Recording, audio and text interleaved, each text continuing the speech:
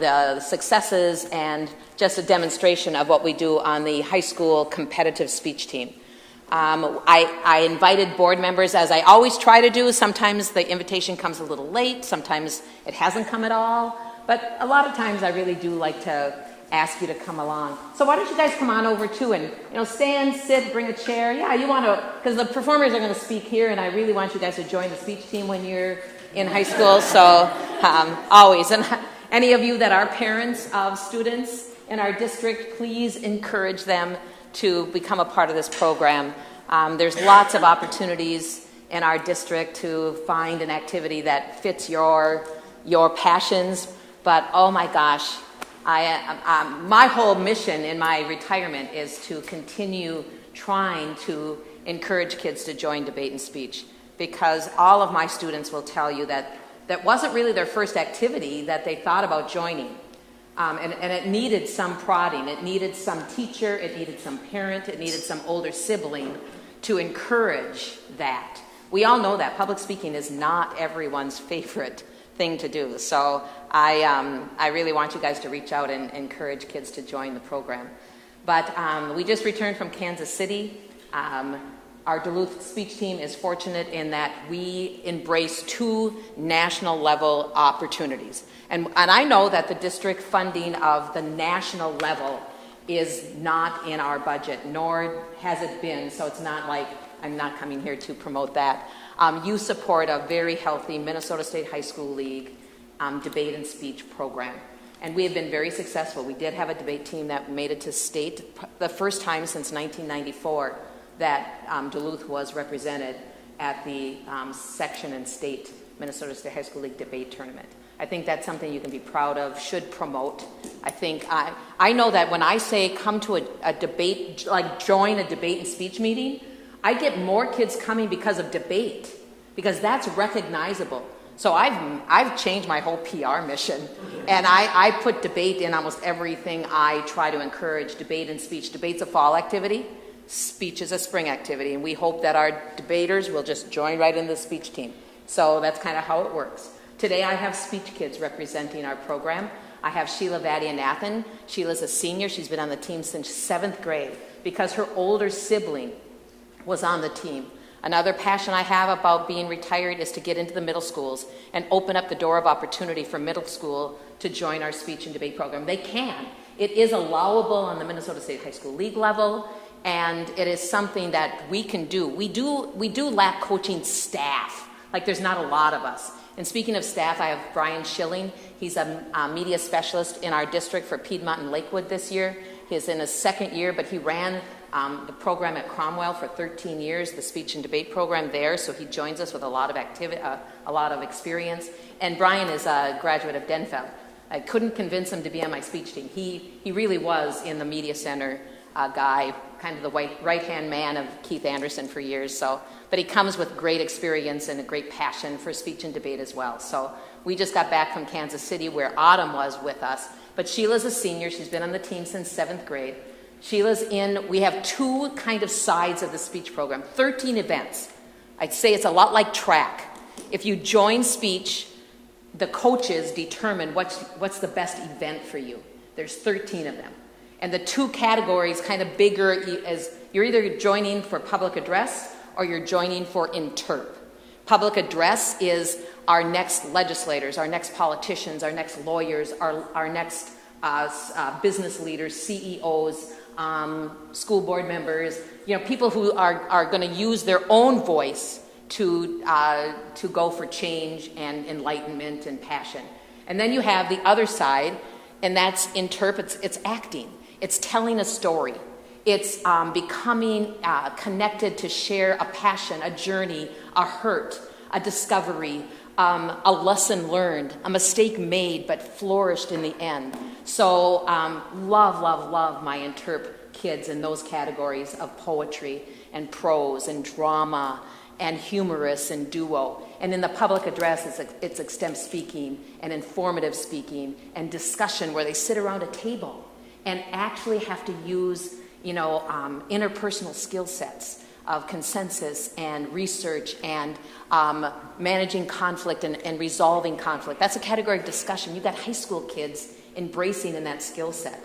So tonight, Sheila's going to share with us an oratory. This is kind of the granddaddy of them all. It's a persuasive speech on a topic that she researched, wrote herself, and competed with for this season. Once the kids find a story on the interp side or a speech or a research speech on the PA side, they stay with that the whole season.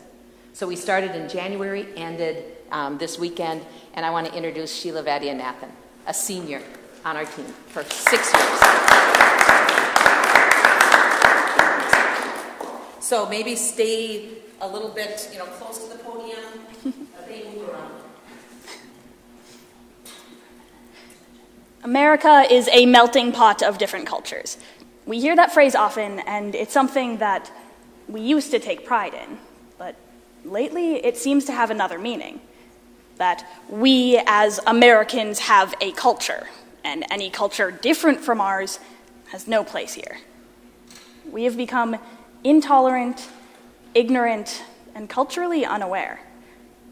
Today, we will first explore the social implications of cultural awareness, then examine the political advantages of being a welcoming and open nation, and finally discover some solutions to our cultural ignorance. According to Collins Dictionary, someone's cultural awareness is their understanding of the differences between themselves and people of other backgrounds, especially differences in attitudes and values. Understanding differences helps people learn tolerance. Tolerance comes from life experiences which extinguish ignorance. Ignorance leads to hatred of people who are different. This hatred is now consuming our country. And on November 14th, the FBI released that there were over 5,000 hate crimes in 2015, a rise of 6% from the previous year. These hate crimes included assaults, bombings, threats, and property destruction. According to the same FBI report, hate crimes against Muslims numbered over 200 in 2015, a 67% increase from 2014, and the highest number since right after 9/11. Currently, we have people in positions of power who are supposed to be more responsible than us, saying racist, xenophobic things, which is making this way of acting seem acceptable.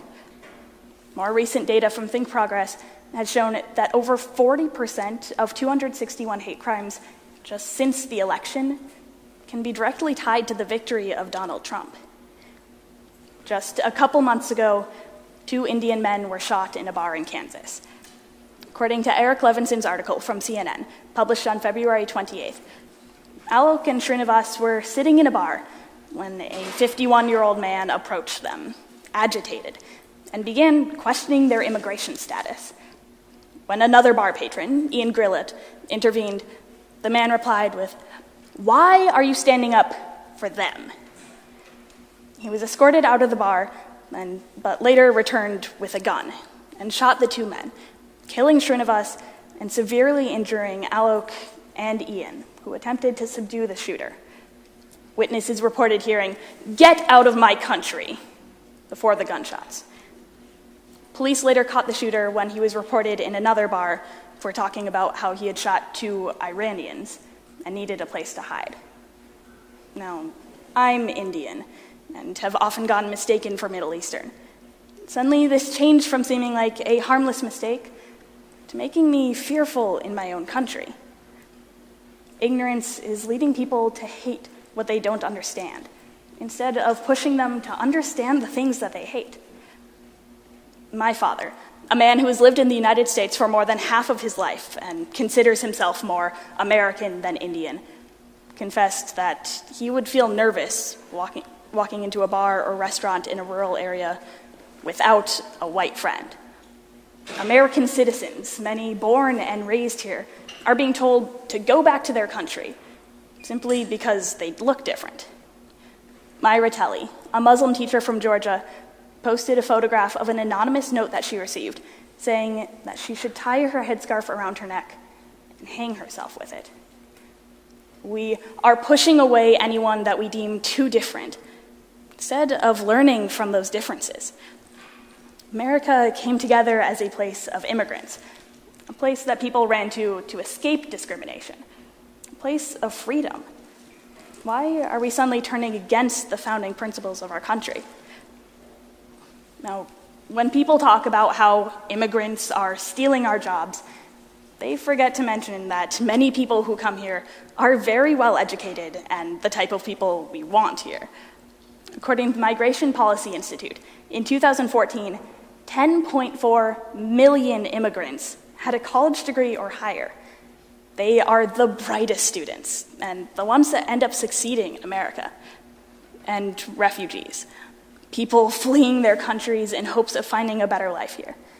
They are often the hardest working people in our labor force. They take the jobs that nobody else wants: the janitors, the housekeepers, the field hands. They work 2, maybe 3 jobs. They work as hard as they can because they need to succeed, not just for themselves, but for us. They are determined to pay back the country that saved them, so they work hard with little complaining. 1 out of every 5 low-wage workers is an immigrant.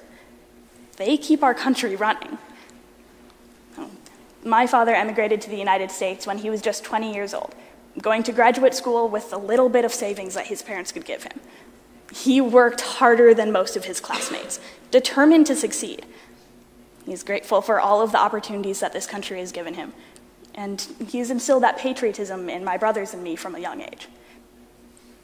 Perhaps it's a sign of our lack of cultural education that I often get asked, "Oh, so do you speak Indian?" Indian isn't even a language. Or the ever tactful, "What kind of Indian, dot or feather?" Fortunately, we can fix the problem. First, we need to add cultural awareness to the curriculum in schools. Often, we can't rely on parents to teach their children something that they never even learned. Often, parents don't have the life experiences or knowledge to be able to teach their kids. Providing it as a subject to be taught in schools provides a safe place for students to be able to discuss and learn. Children are a lot more observant than we give them credit for. They see bias and hate, but they aren't given a space and time to ask about it and be able to understand. We need to teach children to discuss, not debate, what they see going on in the world around them, and listen to other people's experiences, teaching them understanding and tolerance. As adults, we need to take responsibility for our own understanding. Actively ask questions, politely, and do our own research, looking at multiple sources. Take a stronger stand against hate crimes in America. Reach out to anyone who has been the victim of such hate. Myra Telly, the Muslim teacher from Georgia, posted on Facebook later saying, "I am overwhelmed and deeply touched by all of the outcry and support I've received in the past 24 hours.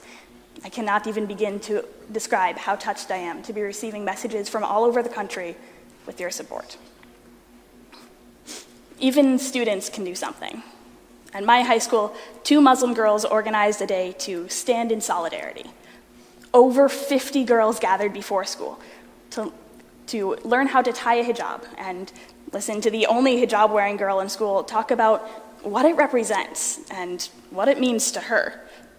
This event was featured in all of the local media and even got mentioned in Maheen Ibrahim's Huffington Post article, "What It's Like to Wear a Hijab in Trump's Era." It got people asking questions. Participate in any events near you showing solidarity. Show support to anyone who is different from you. This support will mean a lot to anyone who is dealing with discrimination.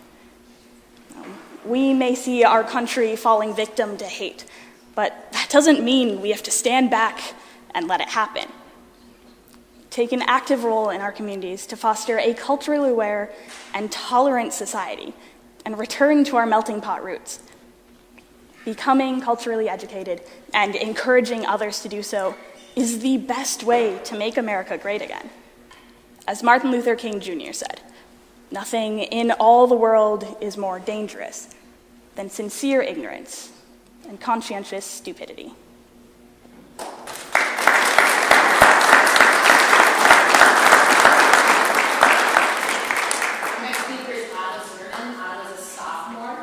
If anybody wants to come over here, that's okay, but they can open up a little bit more to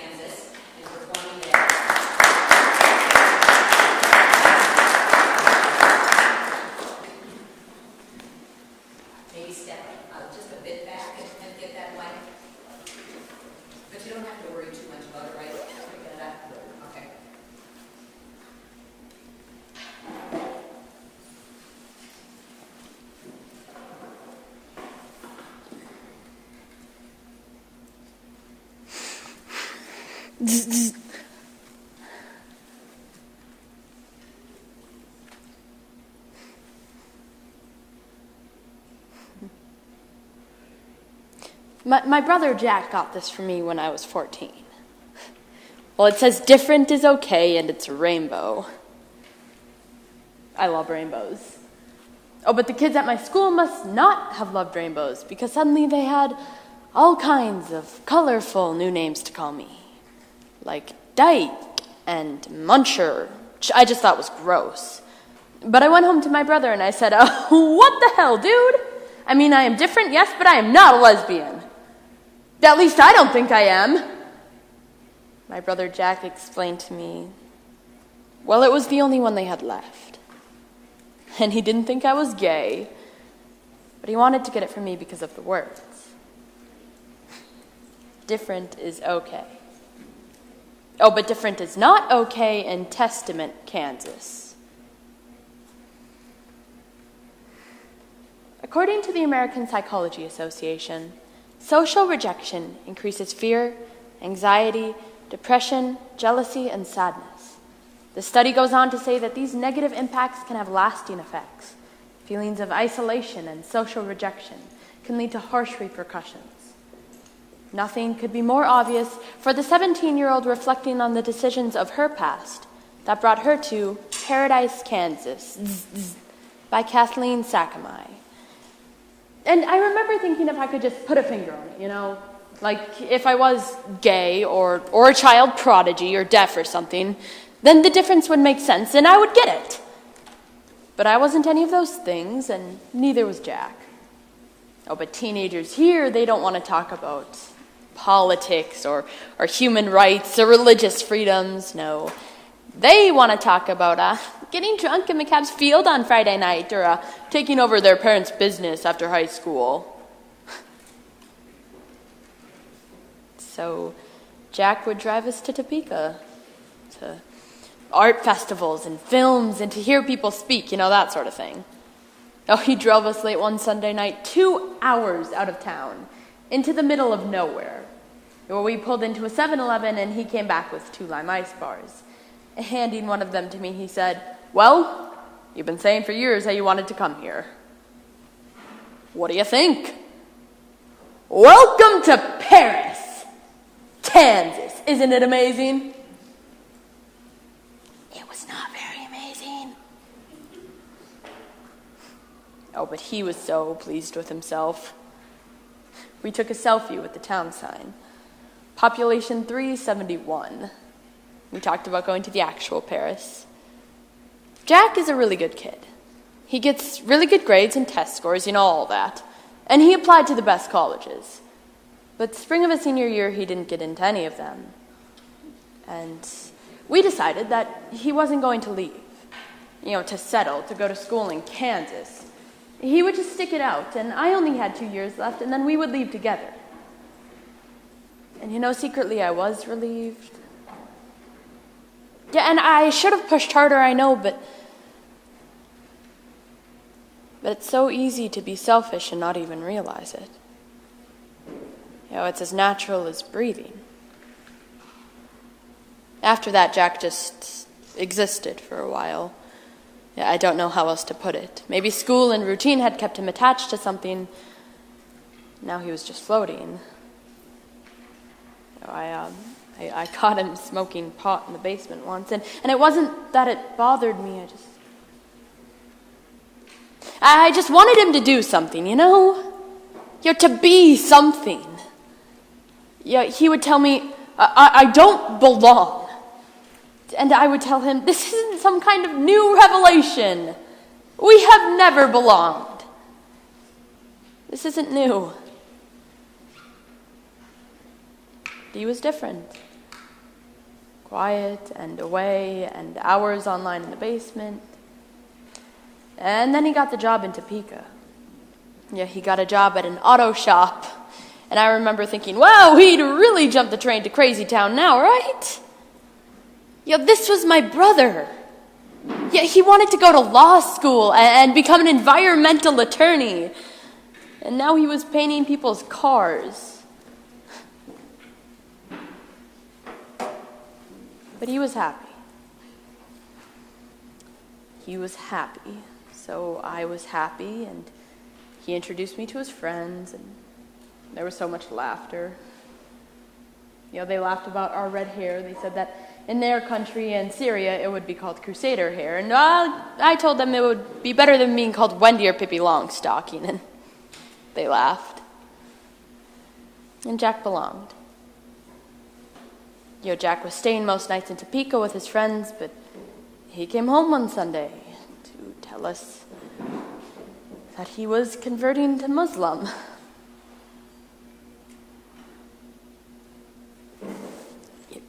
Converting to Muslim?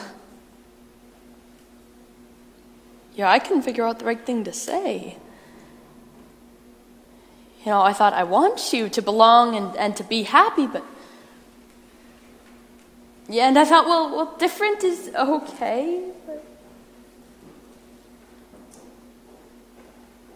but I didn't say any of those things. I said, I love you. I love you.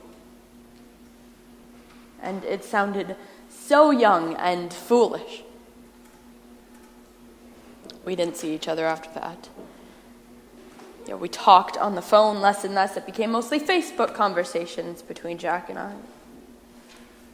Those became less coherent. Mostly him telling me to stay strong and asking me to believe in him. And I wanted to. I don't know what I was believing in. He sent Mom a Facebook message asking for her blessing and talking about the Crusades, and then Jack was gone.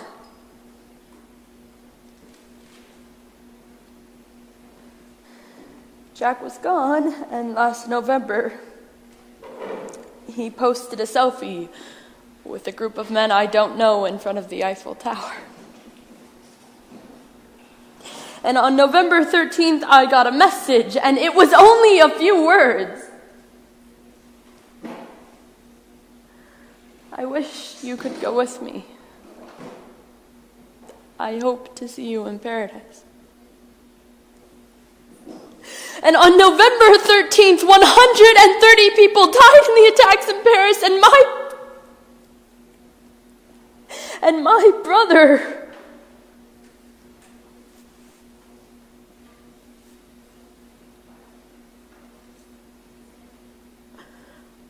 I will never go to Paris with Jack. There isn't a paradise. That's a lie. And sometimes different isn't okay.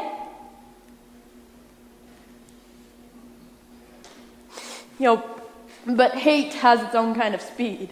And on November 14th, I drove to Topeka, to a mosque there, the Mahad, and I was foreign to myself. As I stood among the people holding signs and yelling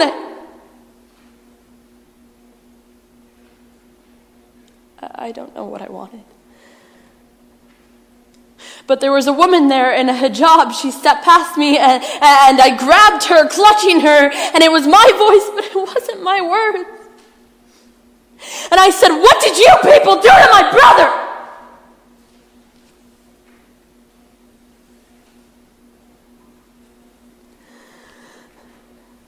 The woman's name was Afnan. She lost her aunt and uncle in the attack in Paris.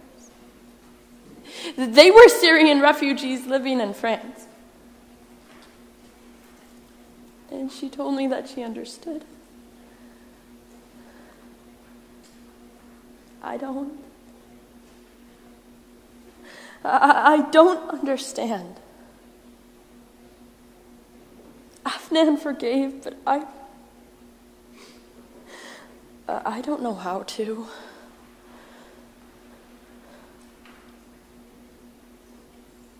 But I want to be different.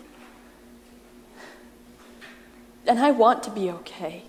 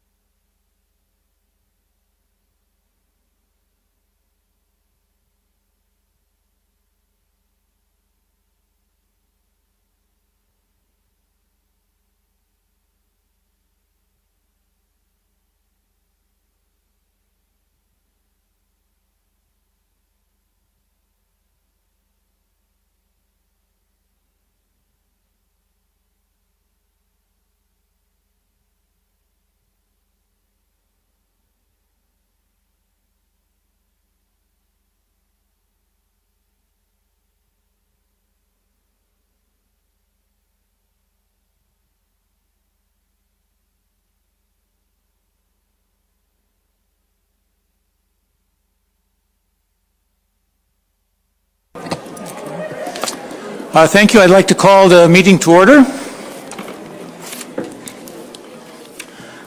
I'd like to call the meeting to order of the Duluth Public Schools on Tuesday, May 16th, 2017. Member Harley, will you call the roll, please? Thank you, Chair. I have to find it here. I am here. Member Johnston. Here. Member Kirby, or Chair Kirby. Here. Member Leffler-Kemp. Here. Member Oswald. Here. Member Sandstead. Here. Member Welty. Here. Superintendent Gronseth. Here. Deputy Clerk Hassler. Here. Secretary Dolans. Here. Student Representative Emmel. Here. Student Representative Francis. Here. Great. We have a quorum, Chair. Thank you. Would you stand and join me in the Pledge of Allegiance?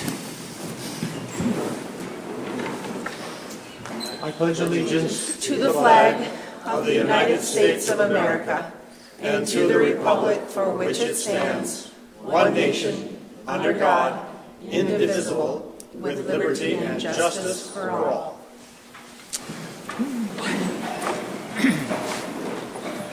All right. Thank you very much. Can I have a motion to approve the agenda? I so move. Second? Moved and seconded to approve the agenda. Is there any discussion? I have one. I would like to add an item to number 12, a short item concerning school board self-evaluation. I sent you an email. If no other discussion on that, all in favor of approving the agenda? You'd have to make a motion. Can I have unanimous consent to add that? Yes, okay. All right, then can I have all in favor of approving the agenda as amended, say aye. Aye. Opposed? Then that will be done. Can I have a motion to approve the minutes of our special school board of April 18th?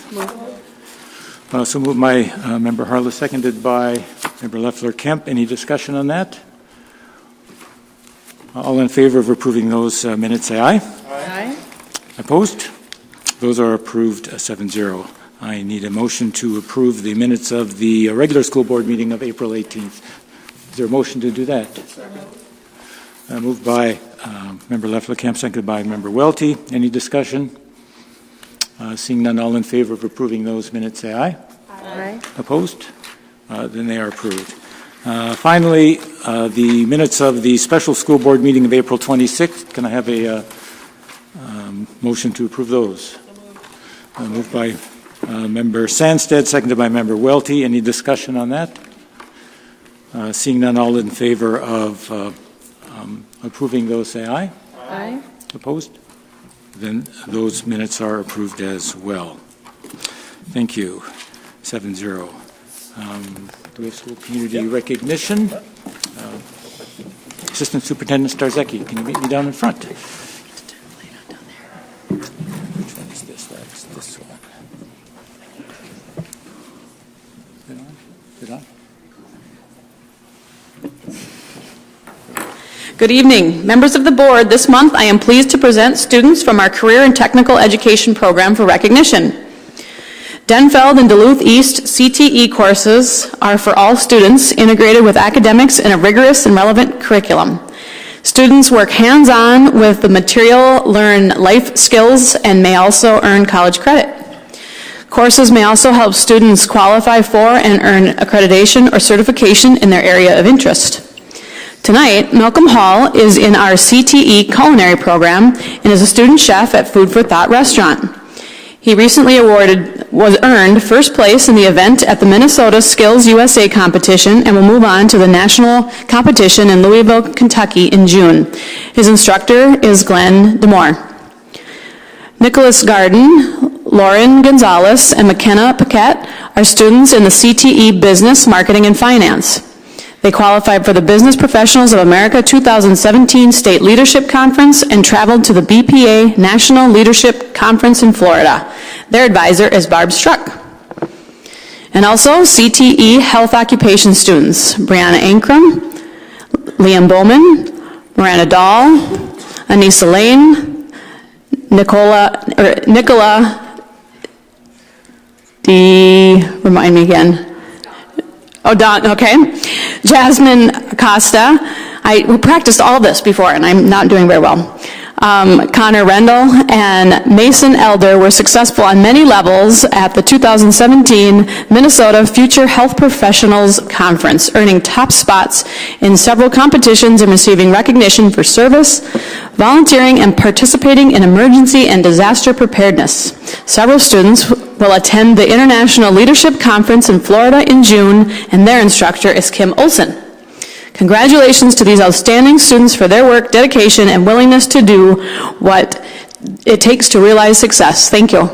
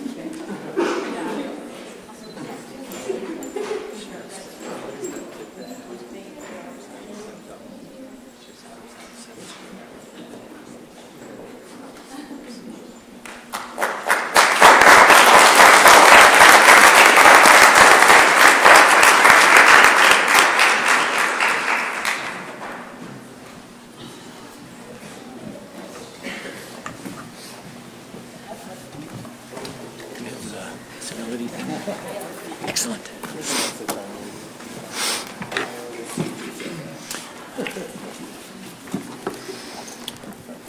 All right. Thank you. Well done, everyone. Now we come to the portion of the meeting where we have audience participation. I'll remind people that they have 3 minutes, and there will be a light here that you can see that will tell you when your time is up, and we ask people to try and keep to that as much as possible. We do have a civility code, and Member Harlan, can you read that for us, please? Yes, thank you, Chair. The school board recognizes 11 tools of civility that will provide increased opportunities for civil discourse in order to find positive resolutions to the issues that face our community. These tools include, and they are from the Speak Your Peace Civility Project, plus 2 that were added as our board after robust discussion. So, number 1, pay attention. 2, listen. 3, be inclusive. 4, don't gossip. 5, show respect. 6, be agreeable. 7, apologize. 8, give constructive criticism. 9, take responsibility. 10, be honest and care for others. 11, show your evidence and share your reasoning. Thank you. All right. Our first speaker tonight is Aaron Crowell. Yeah, when he gets up and starts, yeah. Oh, we get on there. Okay. Welcome, Aaron. Thank you. Good evening, Chair Kirby and members of the board. My name is Aaron Crowell, and I'm with Duluth Parents for Healthy Playgrounds, the group. Thank you so much for your attention to concerns about the shredded tire mulch on the playgrounds and for your 2 unanimous votes in favor of removal over the past year. And I want to thank the district staff for collaborating with parents to fundraise and to figure out less expensive and faster approaches to playground renovations. To get right to the point, please support the administration's recommendation to rebid the project in a manner that leaves the playground equipment in place. And hopefully you will receive bids with quicker timelines and at better prices. I would also like to take a moment to reiterate the reasons that this project is worth doing. Reasons that precaution is both reasonable and wise when it comes to young children playing with tire mulch. Not so much for the benefit of this board and administration. You all have immersed yourselves in this issue, taking considerable time to research, listen, and discuss, but more so for the benefit of other institutions that are weighing in on the matter. Despite the Duluth News Tribune's recent rehashing of its editorial from last year, assessing the health risk of tire mulch is not as simple as assuming the government will provide clear answers about its safety. And addressing parents' concerns is not as easy as slopping more hand sanitizer on our kids, which may actually increase the absorption of some chemicals through the skin. Nearly 100 different chemicals have been detected in tire mulch, some probable carcinogens, and many lacking toxicity assessments. And our group's analytical testing found 12 chemicals listed by the Minnesota Department of Health as chemicals of high concern, including lead, which has no agreed upon safe level of exposure for children. Although the federal government and the state of California are currently examining the hazard of exposure to tire mulch, there are key uncertainties that these studies will not or cannot address. The complexities of childhood exposure to toxic chemicals are just too great. For example, combinations of chemicals, even in small doses, may interact in ways that amplify each other and increase harmful effects. Yet chemical testing currently required by U.S. regulators only assesses the health risks of each chemical individually. Young children are uniquely susceptible to the effects of chemicals because they are still growing. Regulators do not test for combined neurological, endocrine, and immune effects of chemicals in adults, let alone in the developing body systems of children. Exposures to toxic chemicals early in life can affect adult health many years later. We should not wait for decades of academic research and regulatory improvements to make decisions about whether or not tire mulch should be on playgrounds. Thank you, Duluth Public Schools, for the steps you are taking to protect children's health. Thank you. Thank you.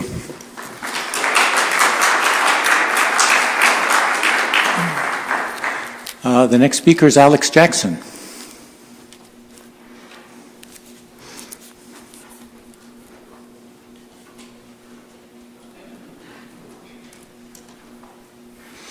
Welcome. Hello, thank you for your time. I am here as a parent to voice my support for continued services provided by Lake Superior Swim Club. I have a daughter that's participated with the swim club for 3 years, and we've seen huge improvements in her, both athletically and as a person, how she interacts with her peers, how she tackles adversity, deals with the highs and lows of competition, and I think that is directly related to the quality of coaching and teaching staff that they have.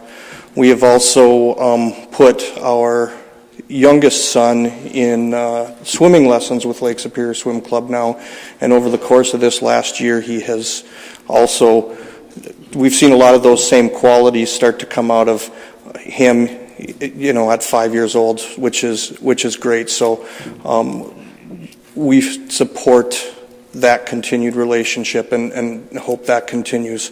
Thank you very much. Thank you.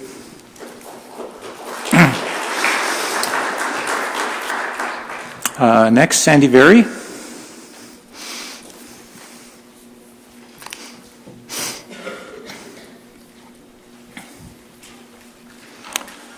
Thank you for coming. Thank you. Sandy Very, and I am the head coach for the swim programs here in town. Talking on behalf of Lake Superior College and what it has done for my team for both schools. For the first 10 years of my coaching career, our average was somewhere in the neighborhood of 20 kids per season.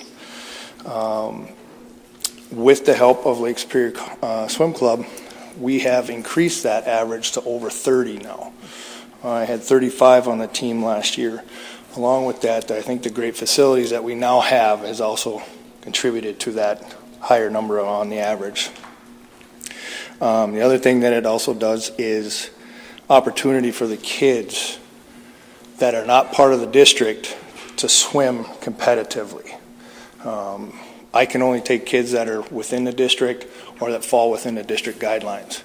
But so this club gives those kids from outside of the district, whether it be Two Harbors or up on the range or a little bit south of here, they have that opportunity to swim at a competitive level.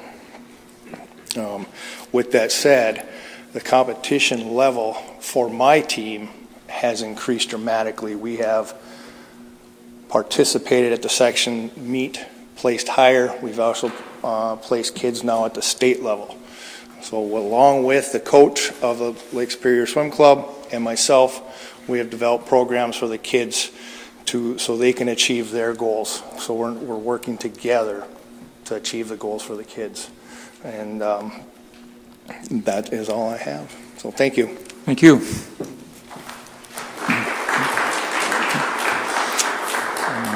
Next is Henry Banks.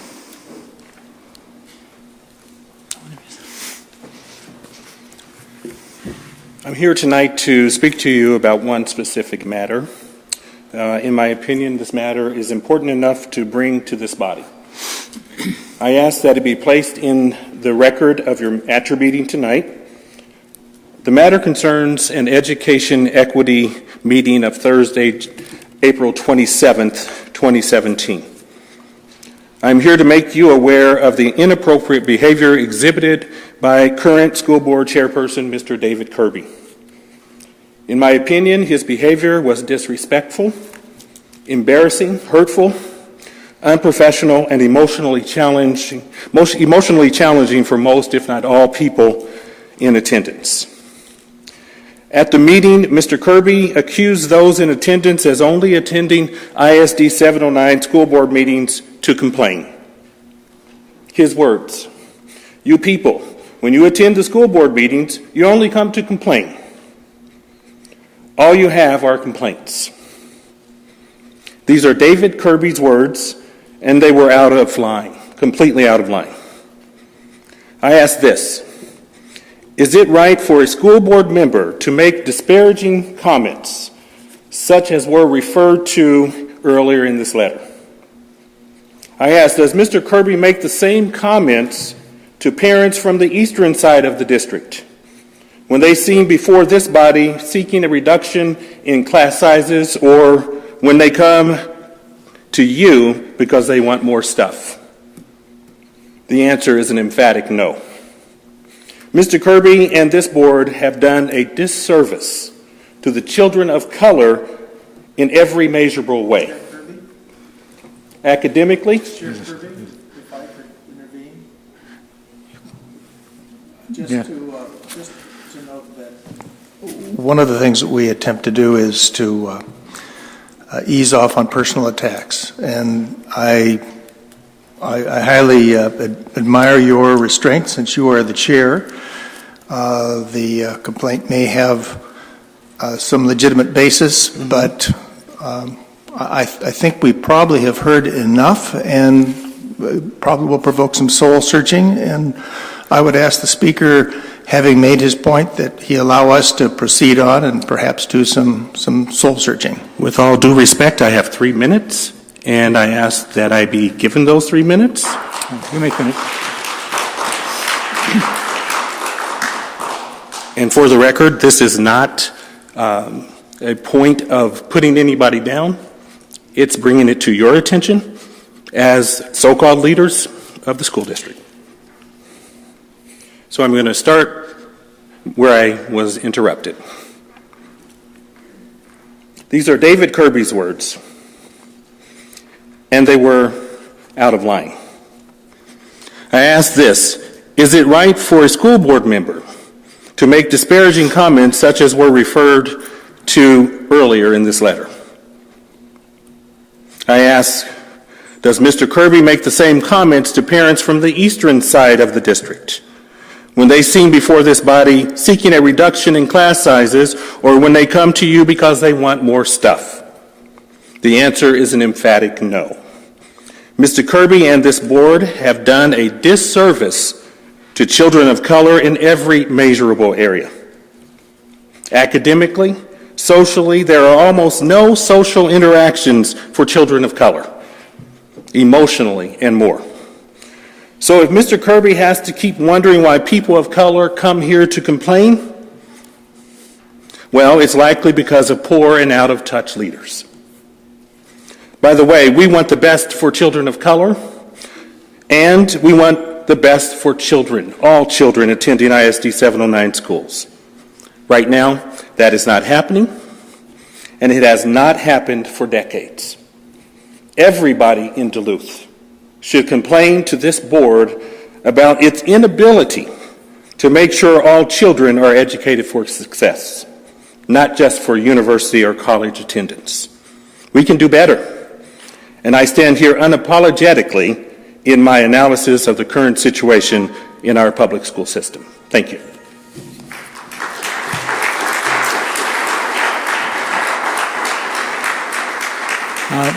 The next speaker is Dave Vlasovic.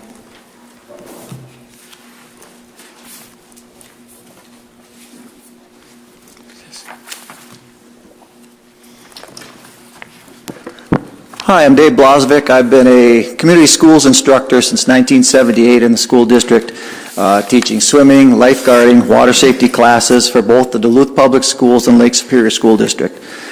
I'm the backup lifeguard in the public schools when the current lifeguards can't make it so the daily classes can continue. I've taught swim lessons through the community schools since '78 in conjunction with my father and brothers. We're pushing our third generation of children that we've taught in this district. The Lake Superior School contract has literally crippled the community schools aquatics program. In the years that I have tried to teach, they have told us that we could not have our full quarter because it interfered with their practice schedule. I could not have class time before 7 o'clock. Many of my students, a majority of them are brought by grandparents, are toddlers under 3 years old. And because they would not give up 45 minutes one day a week for the district residents, for children of our taxpayers. The Lake Superior has allowed pool access and it restricted it from our public residents. And their manners and their arrogant ways of maintaining that monopoly on the pool has not been pleasant for myself and for community school directors, two of which have retired prior to their normal retirement age. They did not want to fight the issues anymore with them because of the arrogant methods. When this contract was initially enacted, there were members of the school board that were members of the swim program. There was a major conflict of interest at that time.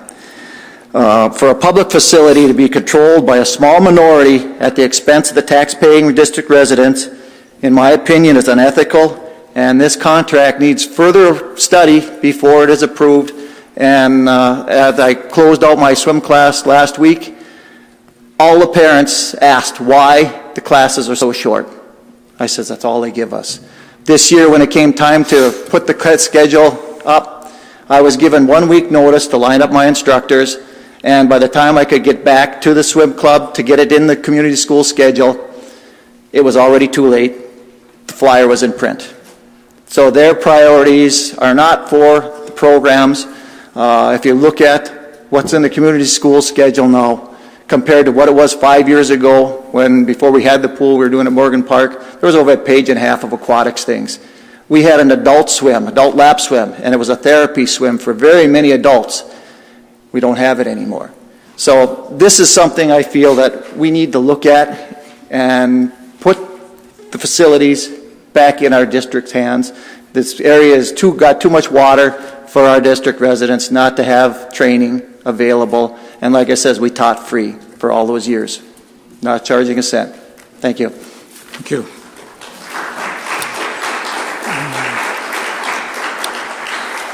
Our next speaker is Marilee Tuscan.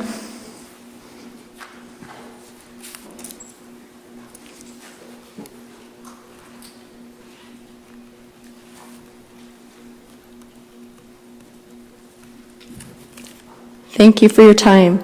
I'm Marilee Tuscan, and I come before you representing the Community-Based School Equity Initiative. We presented our equity report to you at the April 18th board meeting. Superintendent Gronseth indicated support for a committee of the whole meeting to discuss the inequities in that report. We recently heard that the discussion is being put on hold until late June, just weeks before you will be asked to give final approval to the budget for the next year.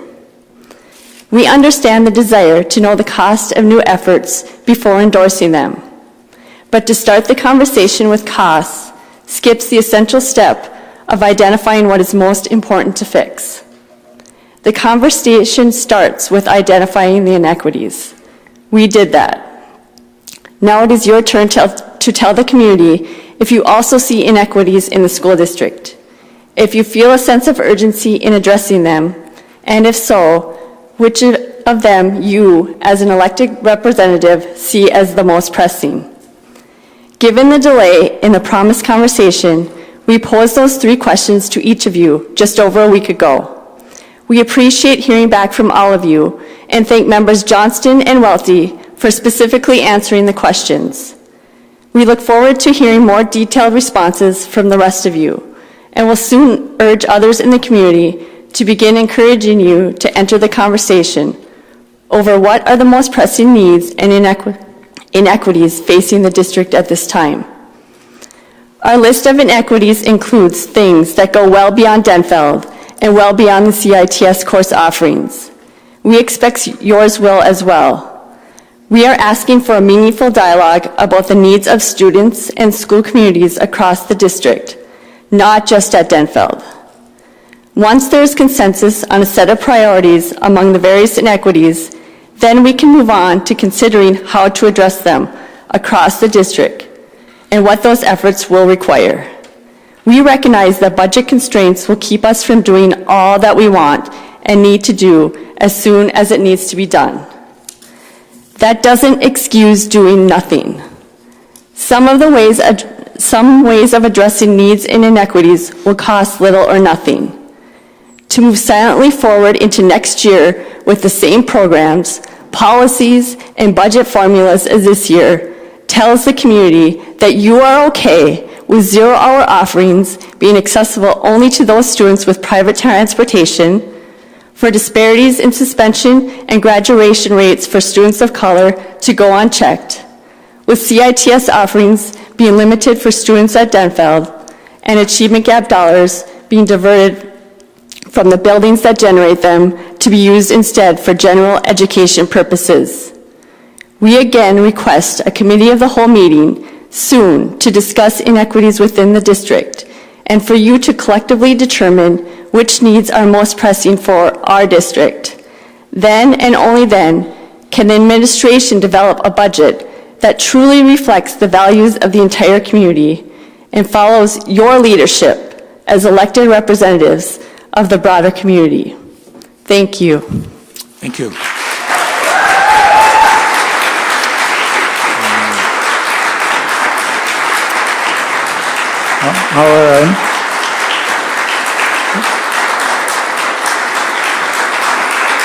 Our next speaker is Maya Halverson.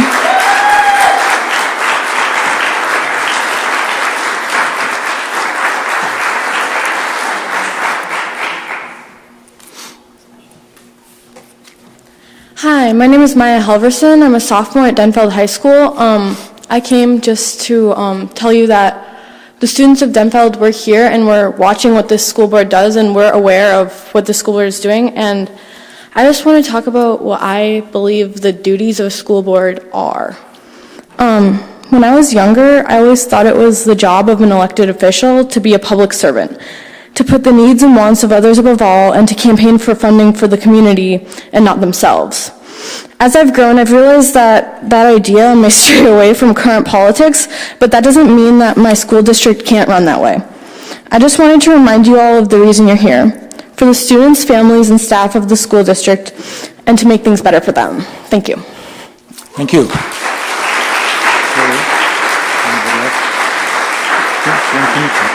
Anybody else there?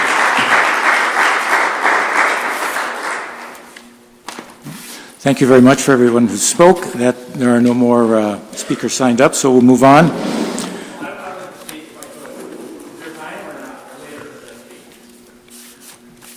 Sure, you have 3 minutes.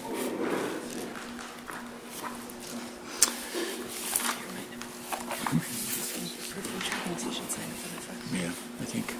If you can state your name and then, if you came in late, sign up. Okay, my name is Tobin Cook. Hello, school board. Thank you for allowing me to talk today. Thank you for the job you do. I was here last meeting where I asked for my situation to be investigated. I've emailed you some of the results of this investigation. My daughter is a really great student, to say the least. The reason I came here today is to request a meeting regarding my situation. This meeting would be a meeting as described in District Policy 1090. This meeting would allow the district and its employees and myself to offer further greater understanding of what took place did and why it occurred, and answer some questions I still have. Some questions and issues still unknown to me include, why during the whole year was my child allowed to charge her lunch, but that on this day she wasn't allowed to charge her lunch? And she had to sit there in the lunchroom crying while there was around here watched her, and she just sat there. Why wasn't I ever notified in any way by mail, email, or verbally from the principal of the school that my daughter would not be allowed to charge her lunch? I was a substitute at the school during this time. This principal came into my room even. He had plenty of chances to talk to me, in person even. I went to the science fair, I seen him there. He never talked to me, never said anything about this subject to me.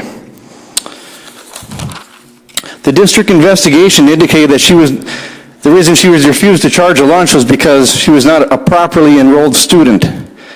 If she wasn't a properly enrolled student, then why was she allowed to go to class there? And why wasn't I notified that she wasn't properly enrolled? I would have never brought my child to that school and had I known any of this would happen because she wasn't properly enrolled. Why did my daughter and the others watching her what did my daughter and the others watching her in the lunchroom that day learn from her? That they could all eat and charge a lunch, but she couldn't. She had to sit there and watch them all. What did everyone learn out of that? It wasn't good. That needs to be investigated further. The principal at this school happens to be the homeschool coordinator of the district. If anyone in the district should be aware of who was a properly enrolled student at that school, it should have been him. He should be investigated further into this meeting that I think we should have to further understanding of everybody. The action of refusing my daughter the right to charge lunch was a deliberate act and needs to be further and talked about further at a meeting described as in Policy 1090. I don't mean to make a big deal out of this, guys, but I just have a lot of questions. Please consider having a meeting. It would help everyone out, I think. Thank you. Thank you.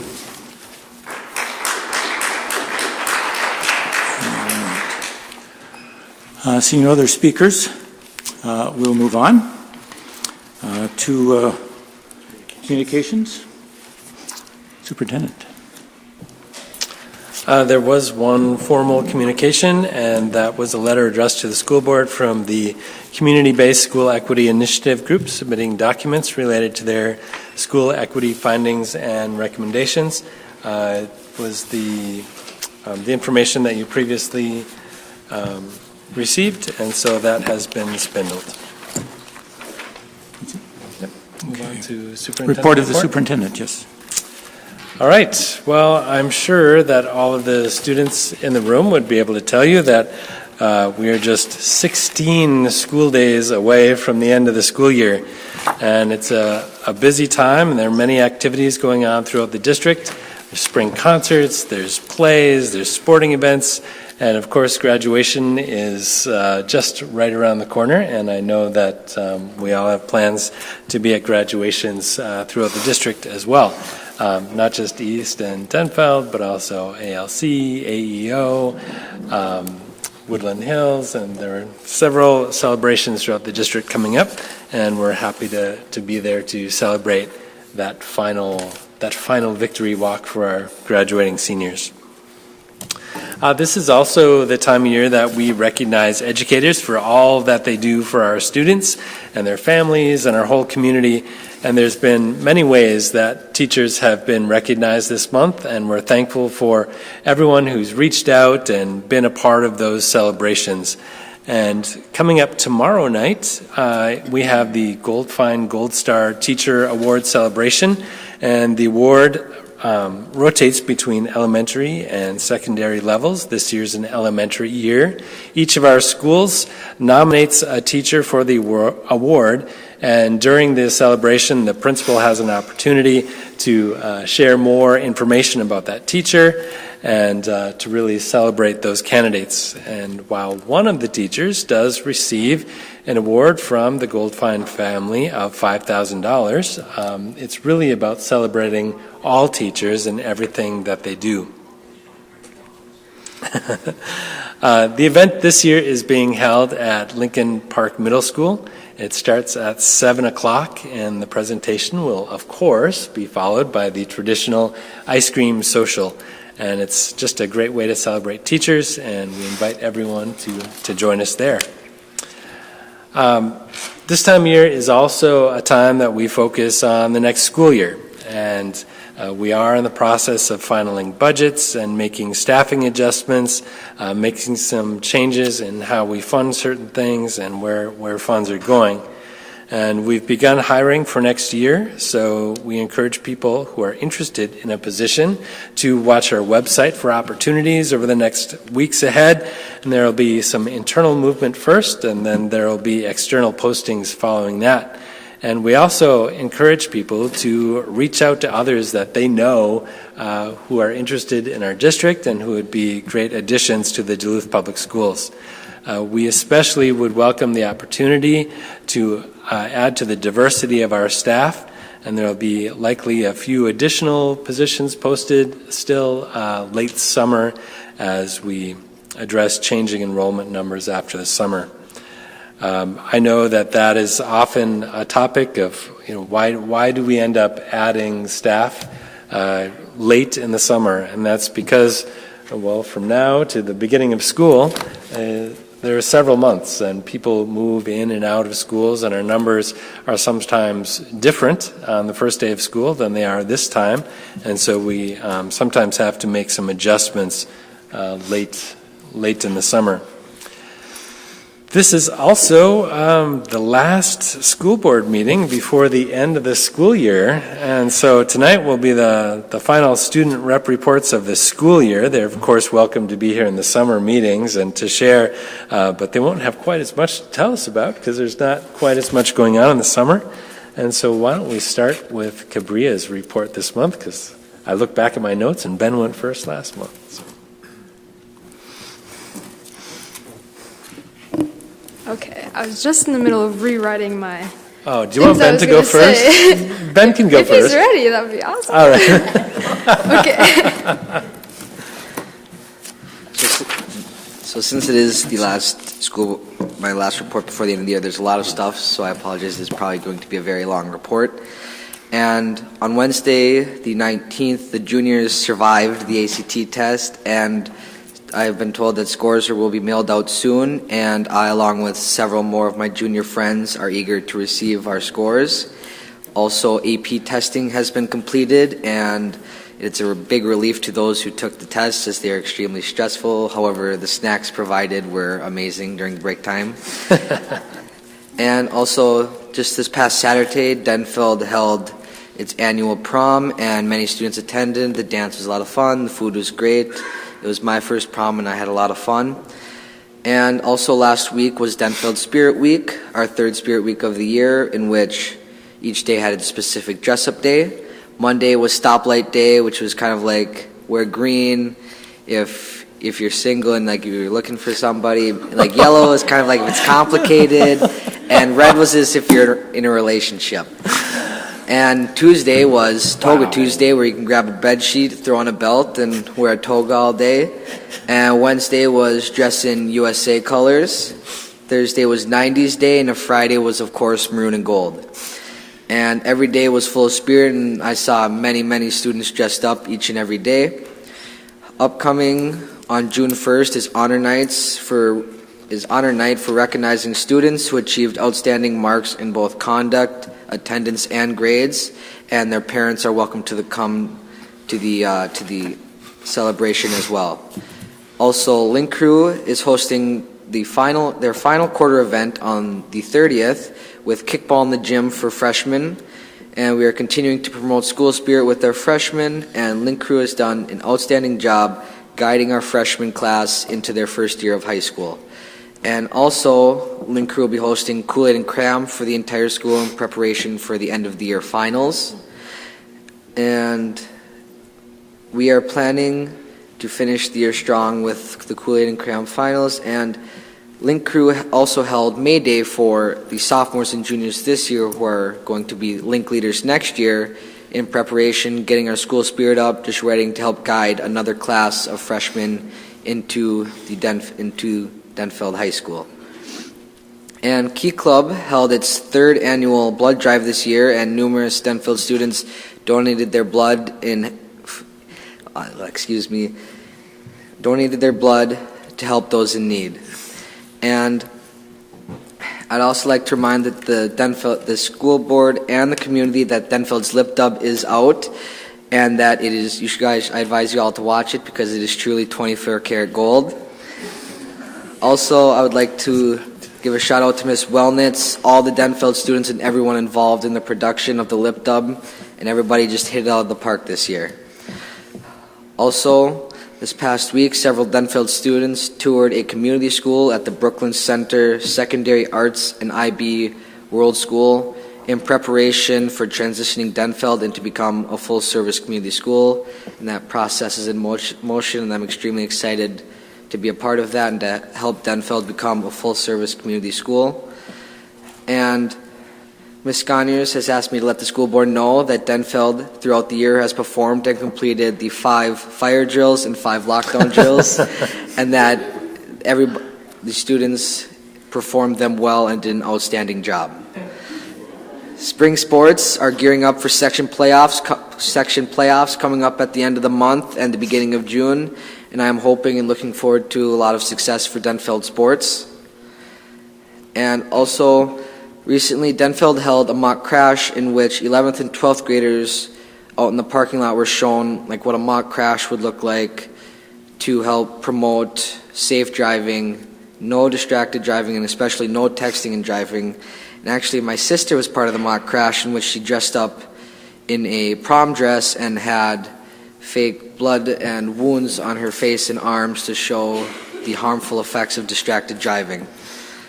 And lastly, I would like to personally invite the school board along with community members to attend Denfeld's Fine Arts Night. Fine Arts Night is a showcase of Denfeld's artistic and musical talents. There will be pieces of artwork shown such as ceramics, Fab Lab, and paintings on display. Also, numerous acts will perform to showcase the amazing musical talent at Denfeld. And following the acts, there will be a session of open mic for anybody who would like to perform. And it is from 5:30 to 8 p.m. in the Denfeld Commons on Wednesday, the 24th. And also, I'd like to invite you to our choir concert in the auditorium on the 22nd at 7 p.m. And there's even an outdoor concert on May 31st on the 44th Street side of Denfeld. And I'm hoping to see most of you there. Thank you. Korea? All right. I'm going to go back and forth, but it's going to go how it's going to go. So, first I'd like to extend our congratulations again to the students awarded earlier today. They were all from East High School. I spoke a little bit about them last month, so I won't get too far into detail, but everyone at East, is so proud of the way that they represent our school in and out of their various activities.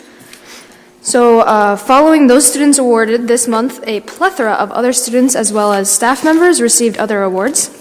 A teacher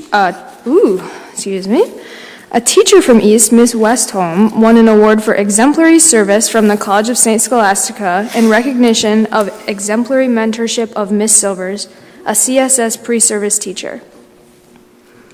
Secondly, seniors this month were awarded for not only being great students but also great athletes, along with seniors who were recognized for participating in 3 varsity sports within their busy senior year. As far as sports go, tennis sections begin this Thursday, and they hope to see a big turnout. Also, track and lacrosse sections will start in the next 2 weeks, so good luck to all those sports. And like we talked about earlier, it is the last meeting, and we are in the final stretch, but clubs like Hound Pack are just beginning. Our first training was held last night, and it was a lot of fun. Our Hound Pack is comparable to Ben and Denfeld's Link Crew, where we try to provide an easier and more enjoyable transition for the 8th graders to the freshman year. So as far as new clubs go, let's see. Our new exec board was selected. I'm proud to say that I did make it, and we are having an elected officers tryout on Friday for that. Our key club officers were also elected, and last year's club was given about 30 letter awards, so that was a big deal. It almost doubled from last year. Our Sterling Strings program went to Chicago for the master class competition, and they just had their auditions for next year. And yeah, okay, so that's it for awards and new clothes. So there was also a fantastic art show earlier this month where students showcased art, read poetry, and sang, and it was really good. And there were also good snacks. And then tonight there's a choir concert. There's a band concert next Tuesday and an orchestra concert next Thursday, and then another choir concert on June 1st. And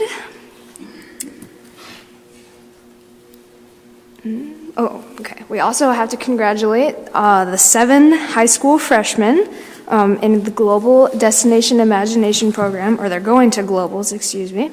Their team is called Mission Improbable, right? Improbable.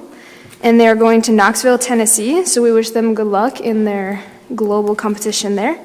And then finally tonight, there's a fundraiser from 4 to 10 p.m. at Pizza Luce, so I've heard it's going to be a long meeting, but if we finish early, I hope everyone can attend. Because 25% of our profits go to the Duluth East Theater Program. That's it from East. Thank you.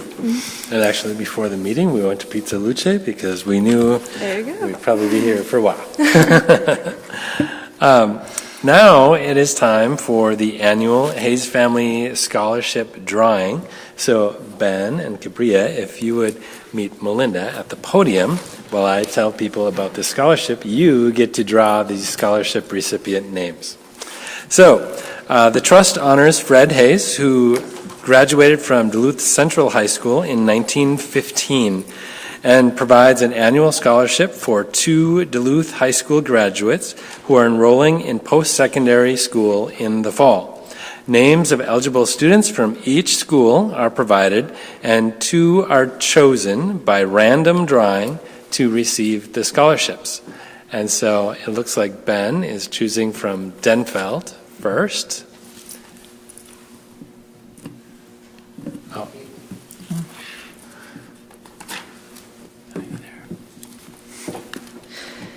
Taylor Anderson.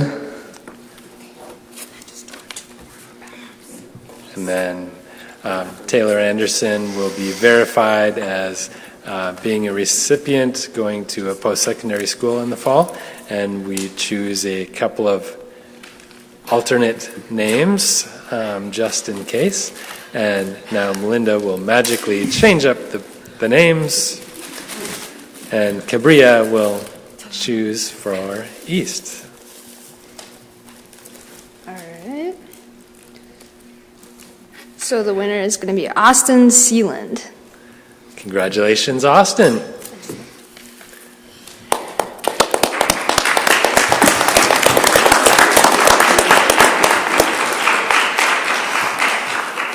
And I think putting your name in the bowl is probably the easiest scholarship application those students will experience. I know that's a lot of work for our students who are filling out all of those applications, and we wish them all luck. With that, thank you, and to everyone who is nearing the end of the school year, we hope that you have a fun and a safe summer filled with learning. And as an elementary teacher background, I have to say that research tells us that the best way to improve reading skills is to read, and read some more. So I encourage everyone to be reading over the summer, to keep sharp with their skills, and to continue learning. And that is the end of the SOUP report for May. Thank you. Next, we move on to the standing committee reports, and first, Education Committee with Member Lefler-Kemp. Thank you, Chair Kirby. Well, it's always great fun to hear from Ben and Cabria on what's going on in our high schools, and I just want to thank you guys for serving on the board and seeing what we do and being a part of the discussions, and just really appreciate how you hold up our students and our staff every month in the variety of ways you talk about them. So thank you. And Ben, by the way, I did take a picture of some Denfeld students in front of the malt shop on Saturday night that were there for their prom date. So last week then, on Tuesday, May 9th, we had our education committee report, or committee meeting, and we talked about a number of items, and as always, we have informational items and informational reports to start our meeting off with. And so the first item is Assistant Superintendent's report, and again, Assistant Superintendent Amy Starzecki shared with us the site visits that she's been a part of, and some of the administrative team has been a part of at Congdon, Ordine, Lincoln Park, and Lakewood this year. She shared updates on the team training that is happening with our district-wide continuous improvement teams from schools across the district, and just the training that they're doing right now and their steps and plans for next year. And she talked a bit about the staff development planning that is happening through our PLCs, our MTSS, and our positive school climate, and reported on some of the planning that's going on for the August 29th all staff training day. She also reported on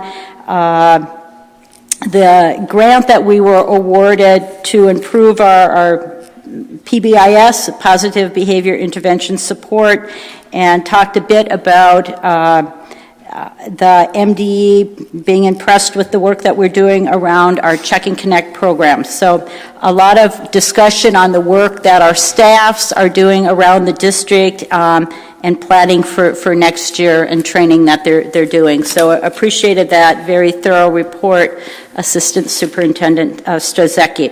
And it's recommended that the Duluth School Board receive this item as informational.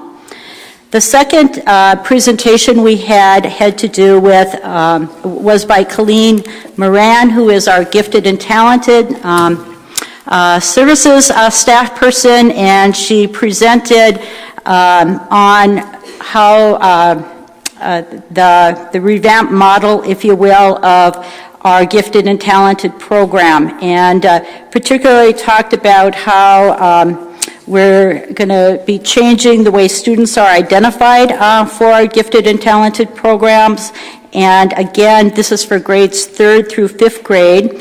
And so we got a bit of a background on that, as well as had an opportunity to ask a lot of questions about the gifted and talented program. So we appreciated that update and the work that she has been doing with staff around the district. The third informational item we had was from two of our staff at Lincoln Park Middle School, Katie Oliver and John Knoxheim, and they are the folks, two of the folks that have been working with the parent-teacher home visit program that we received a grant from to train staff across the district, and then to do home visits to build relationships with students and families in a different approach. And it was really great to hear stories that staff as well as the families have felt the benefits of the home visit programs. And just a couple short stats is that this program really has only been going on for half a year, but so far we have 98 of our ISD 709 staff that are trained in the home visit model, and it includes educators from Lincoln Park Middle School, Denfeld High School, Laura MacArthur, Myers-Wilkins, Stowe, and Lowell Elementaries. And just for the second half of the year, the Lincoln Park Middle School staff has already conducted over 50 home visits. And so I think we as a board just really appreciated hearing the progress on that, and the the future of that program as well. So again, it's recommended that the Duluth School Board receive this item as informational. The next area on our agenda is grant applications, and every month we report on different grants, and the first one listed here is a grant through the Duluth Area Family YMCA. It's a 5-year grant that's been submitted to the Minnesota Department of Education in the amount of $475,000. If awarded, funds will be used to support after-school programs at Stowe, Laura MacArthur, Piedmont, Lowell, Lincoln Park, and Myers-Wilkins through the Myers-Wilkins Collaborative.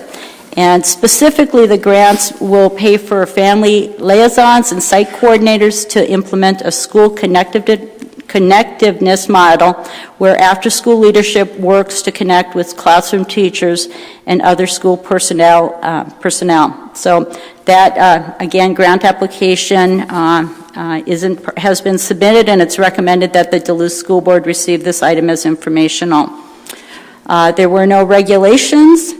And then the next items were action items, and the first one is dealing with our K through 5 English language, arts, and reading adoption. And again, this is one of our district investments. And Dr. Michael Carey, the Director of Curriculum and Instruction, presented the K through 5 English language, arts, and reading curriculum adoption proposal for review and approval. The total cost of the purchase of this is $781,533.15. And again, really appreciated Dr. Carey's review of the process that was used. The teachers and the principals in all of our elementary buildings were a part of that review, and he reviewed the criteria that they were looking at. A number of items, criteria they were looking at to adopt these new arts and reading curriculum. And so it is recommended that the Duluth School Board accept and approve the K through 5 English language, arts, and reading adoption. And for board members, again, it's on page 14, and the supplemental, kind of more detailed on the textbooks and the items are listed as well. And then our next item is under policies, and this is a second reading. So we've talked a bit about both of these policies. The first item is policy 50/50, promotion and retention of students. It's deleting this policy as we move to the NSBA model policies. And it is recommended that the Duluth School Board approve the deletion of policy 50/50 in the second reading. And then on page 38 is the new policy 513. And again, we've discussed this for 2 meetings now, and this policy is the student promotion, retention, and program design. It's centered around our K through 5 students. And it follows state law around the process for how we serve our accelerated students in the district. So it's recommended that the Duluth School Board approve policy 513 for the second reading. Okay. The next item then is resolutions, and this is our regular monthly acceptance of grant awards to the Duluth Public Schools. They're on page 40. And Chair Kirby, would you like me to go ahead and move this item separately? Yes. As we always do? Okay. So I move Resolution E5-17-3446, acceptance of grant awards to Duluth Public Schools. Whereas Minnesota Statute 465.03 requires a school district to accept grants by resolution expressed in the terms prescribed by the donor in full, and whereas acceptance of the grant in accordance with the donor's terms is in the best interest of the Duluth Public Schools. Now, therefore, be it resolved that the Duluth Public Schools does accept the below described grant from said organization in accordance with the terms set forth herewithin. Be it further resolved that the Duluth Public Schools wishes to extend its grateful appreciation to these organizations. And the first one is to the Duluth Superior Area Community Foundation. It's the Duluth Public Schools Fund, and the amount awarded is $21,299. Funds from these grants will support a variety of projects and initiatives within the Duluth Public Schools. And just want to add that these are grants that are written by our teachers and our principals, and there were 23 grants that were awarded, and a number of schools across the district received grants from between $500 to $2,000. So appreciate the work of our staff in writing those. The second is a grant from the Minnesota Department of Education, and its project title is Alternative Delivery of Specialized Services, and that grant is for $269,500. And funds from this grant will be used to support the multi-tiered system of support at the elementary levels in terms of instructional materials, professional development, and staffing. The grant will allow for additional academic support to enhance a student's ability for success in the general education environment and prevent them from eventually qualifying for special ed.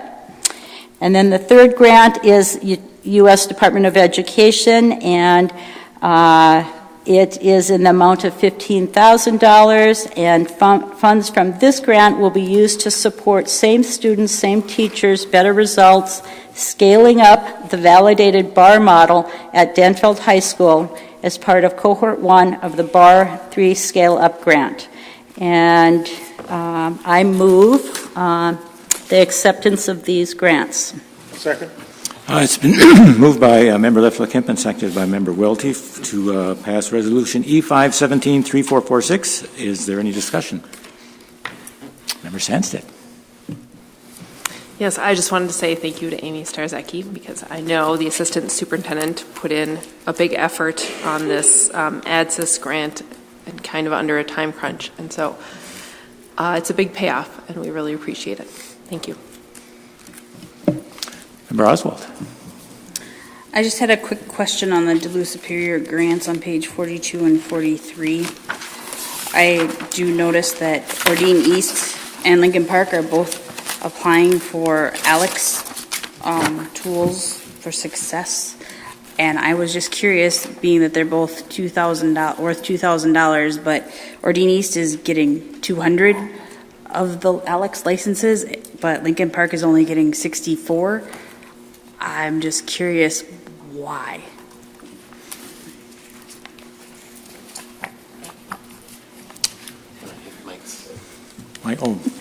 He's here, okay. Dr. Carey. So I can't speak to the differences in license numbers, Member Oswald. I think we need to ask the principals directly. What I can tell you is that they have been doing some limited pilot work with some of our students in our trans math courses, trying the ALEX program, which is a computer-based program that allows for students to do work at their level. It self-differentiates for students, and we're doing some early work to see what the results look like for that, to compare them to our current programming. So I just giving that background in case you didn't have that. And in terms of your direct question, I think we need to reach out to the principals. Thank you. Yes, I would hope that we're both getting the same deal in that. And, you know, if we can afford 200 licenses, let's get them both for both schools. Thank you. Any other discussion? Seeing none, all in favor of passing this resolution, say aye. Aye. Aye. Opposed? That resolution is passed. Okay, and then, Chair Kirby, we have another action item resolution on page 46, and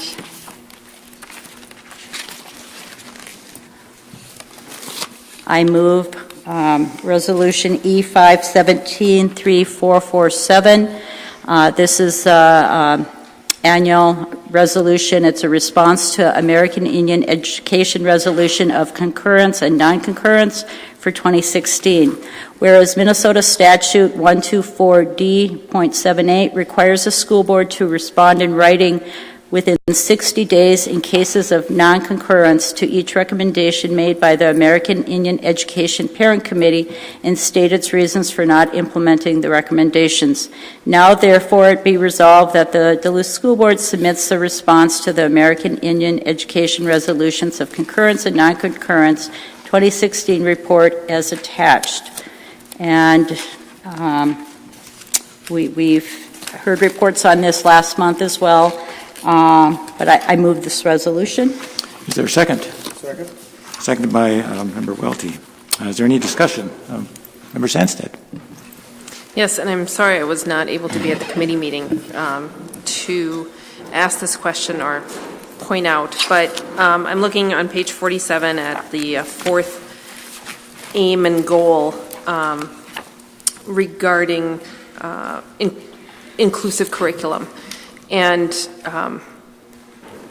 my lawyer joke comment to this would be that it's unresponsive, really, to the question. It kind of dodges the recommendation that the district monitor and enforce compliance with American Indian state standards, and essentially says, well, that's the role of the building principal. And I think that we should be a little bit more affirmative in our enforcement and making sure that district-wide we're making our curriculum as inclusive as possible. So that's my comment on that particular response. Is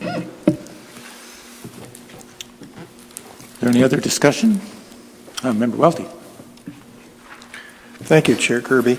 I'm not sure, this is not the first year that I've seen it, but just for those people in the audience, what this grid represents is an ongoing work of cooperation between the parents of our Native children and the school district as we've analyzed the various things where we've attempted to make progress to help these children, and fairly frank, although perhaps maybe some cases not entirely clear, but a fairly frank attempt to try to figure out where we've fallen short. And it's kind of an agreement between both the administrators and the parents where we've fallen short, with an attempt to draw up an action plan as to how to fix it.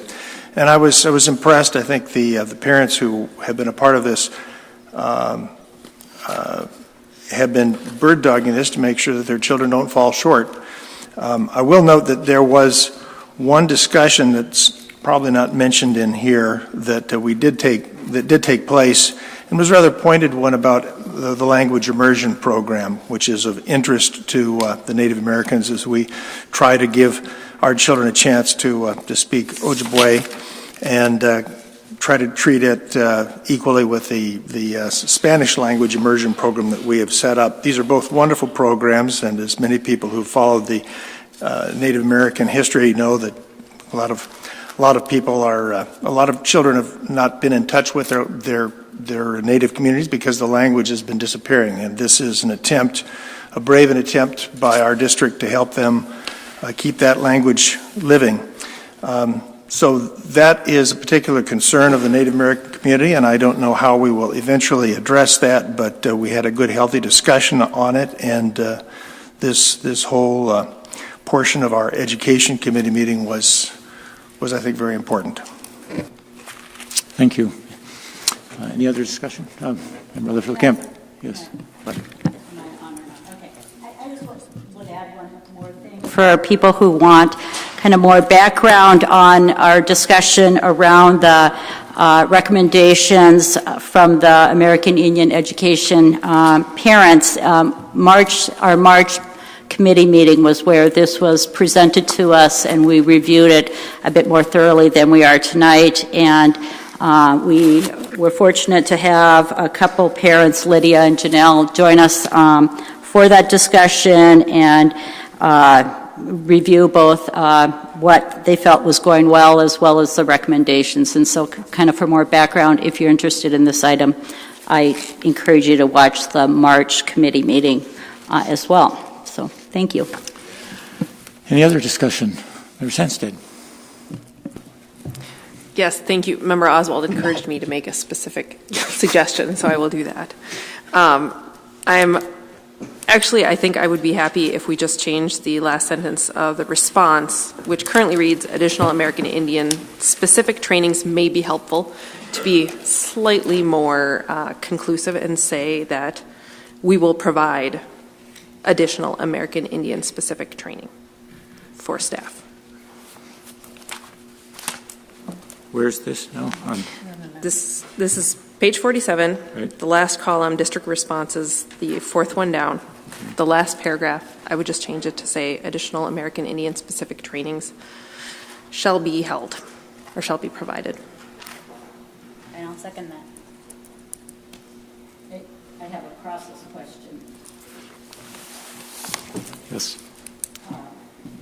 My understanding is that when we were presented this in March, and then when Edie Howe, the director, sat down and they reviewed this, and we came up with these recommendations and responses that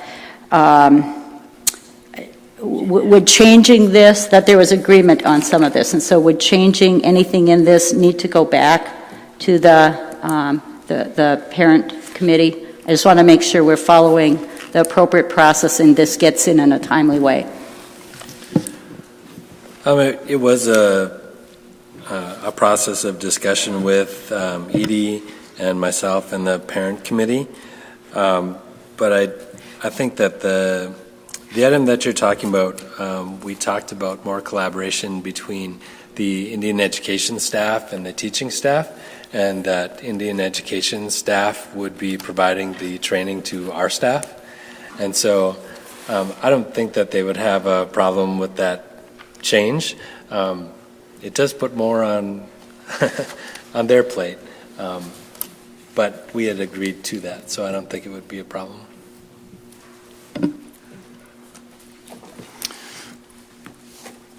All right, well, we need that to deal with that amendment first, so it's been moved and seconded to add or to change the last three words from may be helpful to shall be provided. Is that correct, Member Sensitive? Okay. Any other discussion on that? All in favor of that, say aye. Aye. Aye. Opposed? And that passes 7-0. It's been moved and seconded then with that amendment to pass the resolution E5-17-3447. Is there any further discussion on the general? Member Lefter-Kemp? No, I'm sorry.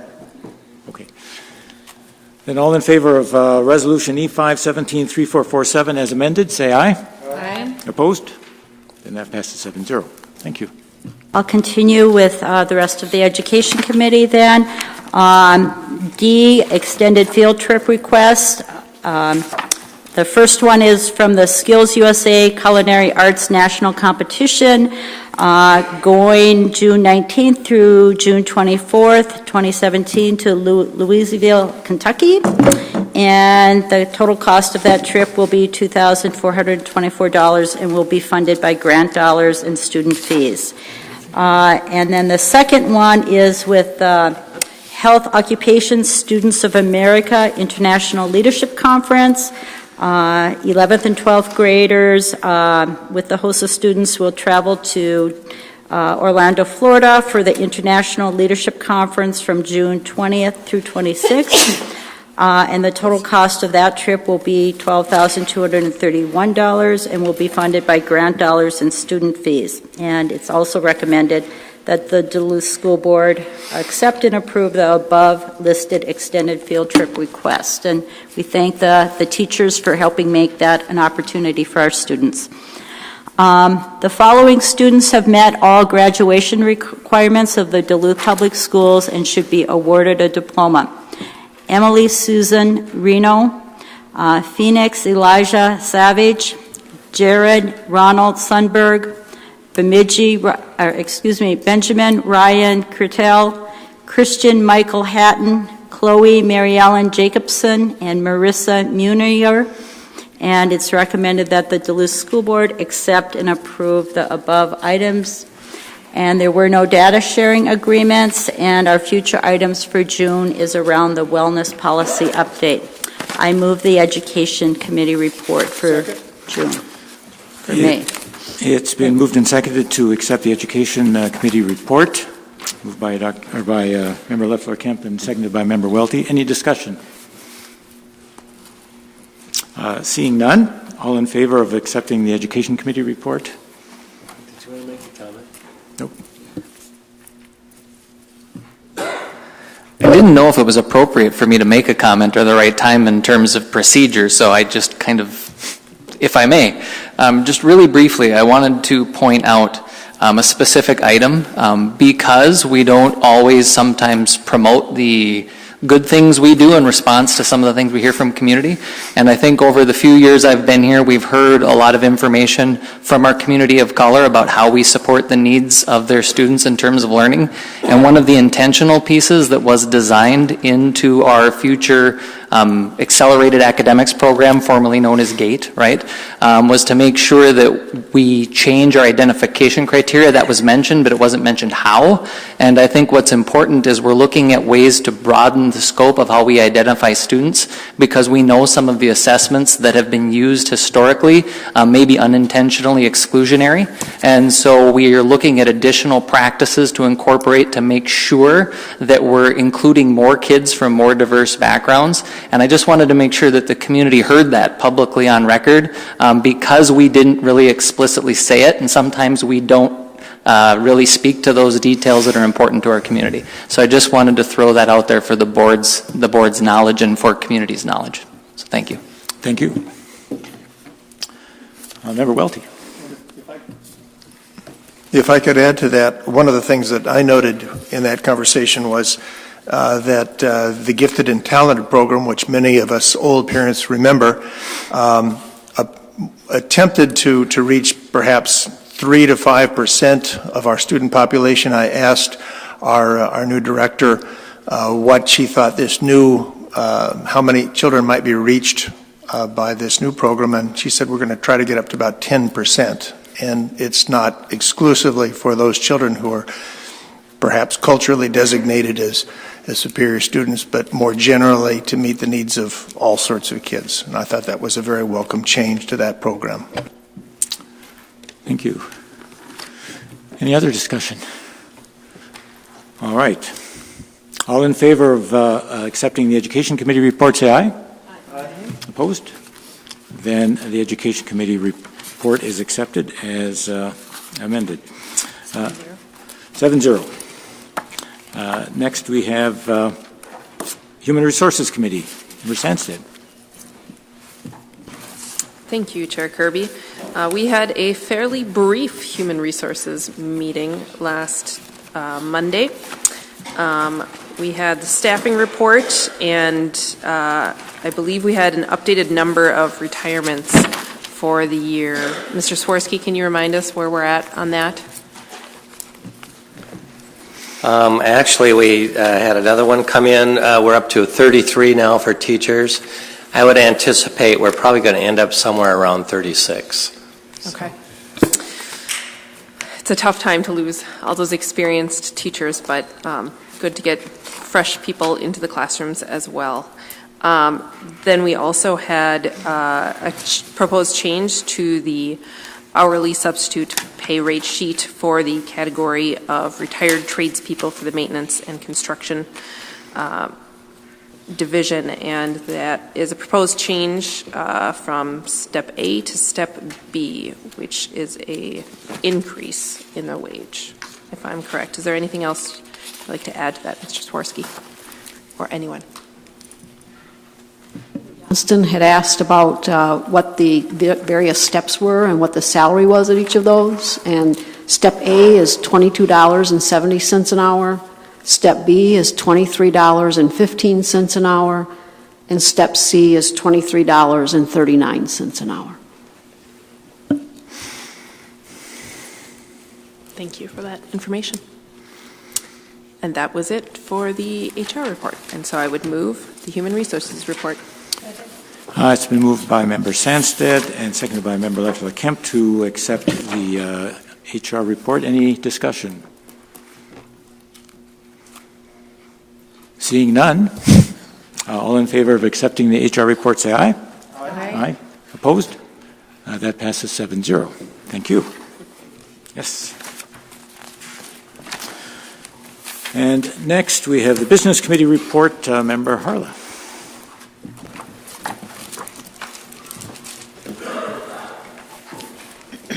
Thank you, Chair. Sorry, we usually take a break in between, so I was gearing up. All right, so thank you very much. So we had a robust Business Committee meeting last week. Appreciate folks that were in attendance and significant conversation with our group. Beginning with we had our normal reports from our financial reports up through H, where we had a child nutrition and breakfast lunch meal program increase. This is in response to the USDA with the Healthy Hunger Free Kids Act set a certain rate that all school lunches should be at nationwide. We've slowly been increasing that year by year after reviewing a number of after reviewing the process for that. Am I stating this correctly, Mr. Hassler? I'm pretty sure that I am. There are formulas established for us by the U.S. Department of Agriculture that we need to comply with on a year-to-year basis. And that formula basically directs what our pricing needs to be changing by. Yes. Thank you for stating that more accurately. And with that being said, one part of the conversation was about the question about denying students lunches, and we had a lot of conversations around making sure that students are afforded their lunches. And I know that we had a parent speak about it this evening, and administration will be available to work with that parent. Beyond that, so that's ensuring that our breakfast and lunch meal price, there was an increase for the youth and for adults. Then there were bids, quotes, and RFPs. There was a significant amount of discussion with regard to our playground rubber mulch replacement process, and I want to direct the board's attention to the bid that, after a significant amount of discussion. Just initially, I think something that's important to say that in speaking with our contractor, he had gone specifically out and talked to contractors around to get ideas for bids, and then when they went in and through the process, ended up finding out that the price for what our community group and board that had set the parameters for the RFP came out to be a significant amount higher, even where the guidepost had been from that contractor. And so I know there's been a lot of media about it. There's lots of folks in the room to talk about that, and so it did come out significantly higher. We did receive a memorandum of understanding from Mr. Spooner, and so I guess, Chair, the question for you is, would you like to discuss this now or later when we go to work with the report? Usually we would hold it since it's not just hold it. Yeah. Okay, great. I'll reserve additional comment about this until we have further discussion as a board to not hold up this piece of it. So we'll be discussing that toward the end of the report. I look forward to hearing that. There were no RFPs or quotes beyond that. No policies or regulations. The next piece was on contracts change orders and leases. The first was a professional services agreement with RSP and Associates. That was the professional services agreement that we had a special board meeting about last month, asked for additional comment at this last board meeting. And a piece of this is an opportunity for our district to not just look at district lines, but to look at how we are deciding the future of programming for our district. There was a lot of robust discussion that I'm sure we will have again following this report, so I'll reserve my comment for that time. The next piece was a contract with the Myers-Wilkins Community Schools Collaborative, and that is a continuation of working alongside the Myers-Wilkins Community Schools Collaborative within services. So it's recommended that the Duluth School Board approve this agreement with Myers-Wilkins. And then the next piece is for PEEP insurance renewal. If this is an important piece, attached we have a renewal of the group application for the Minnesota Employees Public Employees Insurance Program. And happy to say that, and that we don't often usually get to say this, but it came actually under what we had initially budgeted for our district. So I'm glad that we have invested in that change and appreciate all of our bargaining units working historically to be with to have a better choice or a more fiscally safe choice this year that isn't going to come out as high in in our inflationary rates this year with regard to healthcare. Let's hope moving forward with healthcare, we don't head into a crazy process with whatever's happening at the national level. So glad that we can continue to offer strong insurance opportunities for our staff, because I know that good insurance ensures that people can continue to stay healthy and be supported.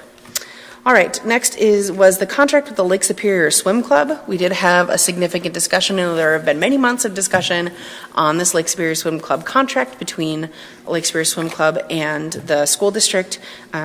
We were assured that a part of this contract was ensuring that a stronger communication tie between the district and the Lake Superior Swim Club. So appreciate we had their board chair and their swim club director that attended and addressed a number of questions, and I'm looking forward to working alongside them in the coming years to ensure that our pools are used as much as possible.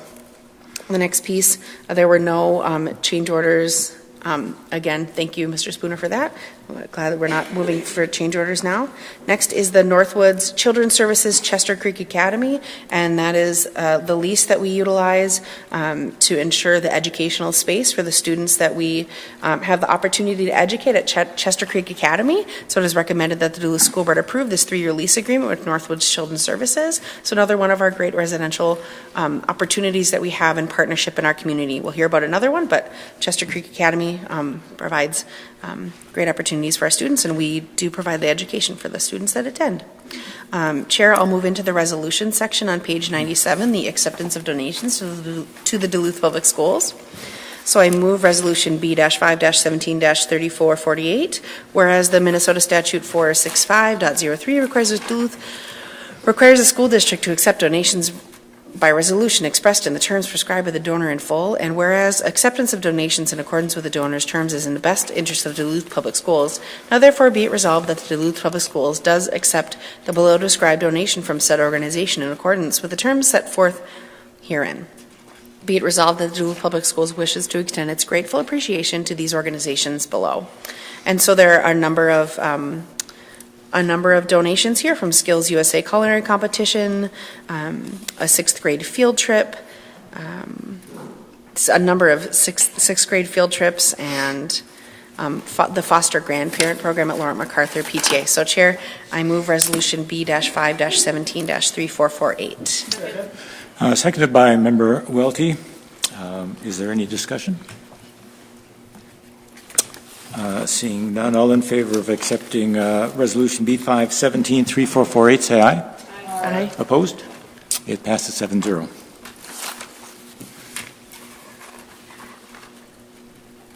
Thank you.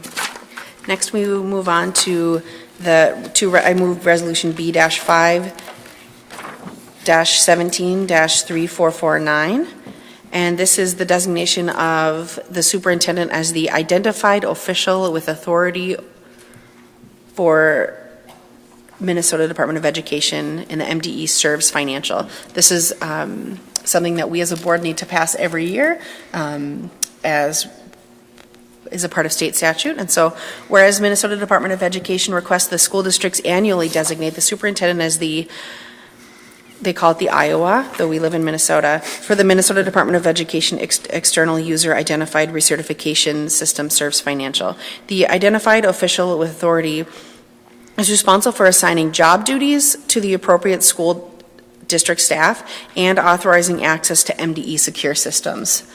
The annual review and designation of the superintendent as the identified official with authority is in accordance with the State Access Security Standard 1.0. So resolved by the Duluth School Board of Independent School District 709, St. Louis County, Minnesota, that the superintendent of schools be designated the legal authorized representative to serve as the 2017-2018 identified official with authority for MDE serves financial for the school district. So that's resolution B-5-17-3449. Is there a second? Second by Member Welty. Any discussion? Seeing none, all in favor of accepting this resolution, say aye. Aye. Aye. Opposed? Passes 7-0. Thank you, Chair.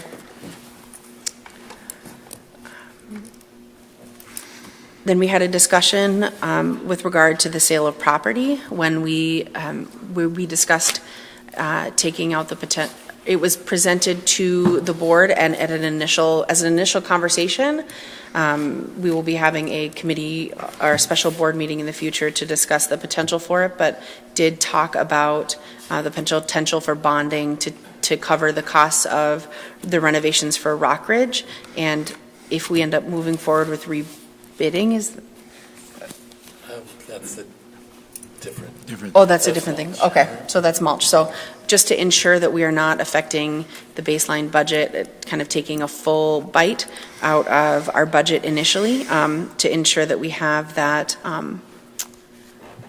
that we're able to cover all our needed property costs, and it isn't going to just deplete every process where we are in our 10-year capital fund. So more to come as we'll discuss more as a board. It was an initial conversation, just to be brought forward as soon as the administration started thinking about it. They brought it forward to the board versus just bringing it forward they're just working to have more discussions happening more sooner and upfront.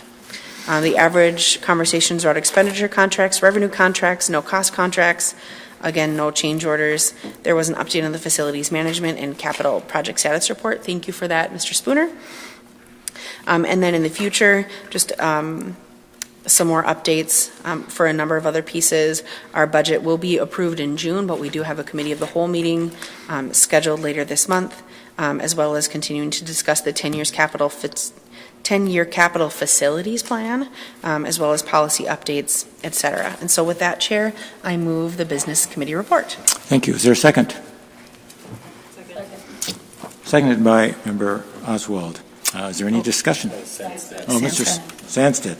Sorry. Any discussion? All right. Member Oswald. I'd like to pull item 2A1. 2A1. 4A1. 4A1. Okay. And 4A4. 4A4. And I'd like to ask for a separate vote on 4A1 and 4A4. Okay. All right. Member Welty. I'd like to withhold, let's see here. Make sure I get my numbers right. 1, 2, 3, 4. Sorry about that. 4C1. 4C1. Okay. Yeah. All right. Member Johnston. Sorry. Go ahead. 1F and 4A3. 4A3? Okay.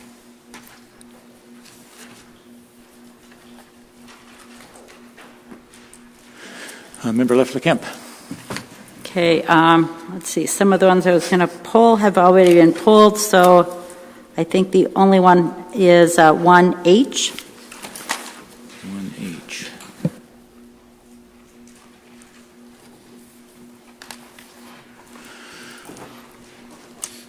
Superintendent. I'd just like to just make a brief comment about 5C. 5C, that'll be last. Okay. Okay. Member Johnston, you're up first. 1F. Thank you, Chair Kirby. This is what I call the APU projection. Anyway, I won't say too much about it except, again, just we have a new record low of enrollment in our schools. Dropped down from last month and dropped down quite a bit the year before. That's all I'm going to say about it now. Member Sandstead? Yeah, I would just like to say that I found it really informative to hear from was it RSP, I think, who, am I getting their acronym correct? RSP, who did present us with sort of an enrollment projection over the next few years, and it did clearly state that we will continue to see declining numbers at about the same rate that we are.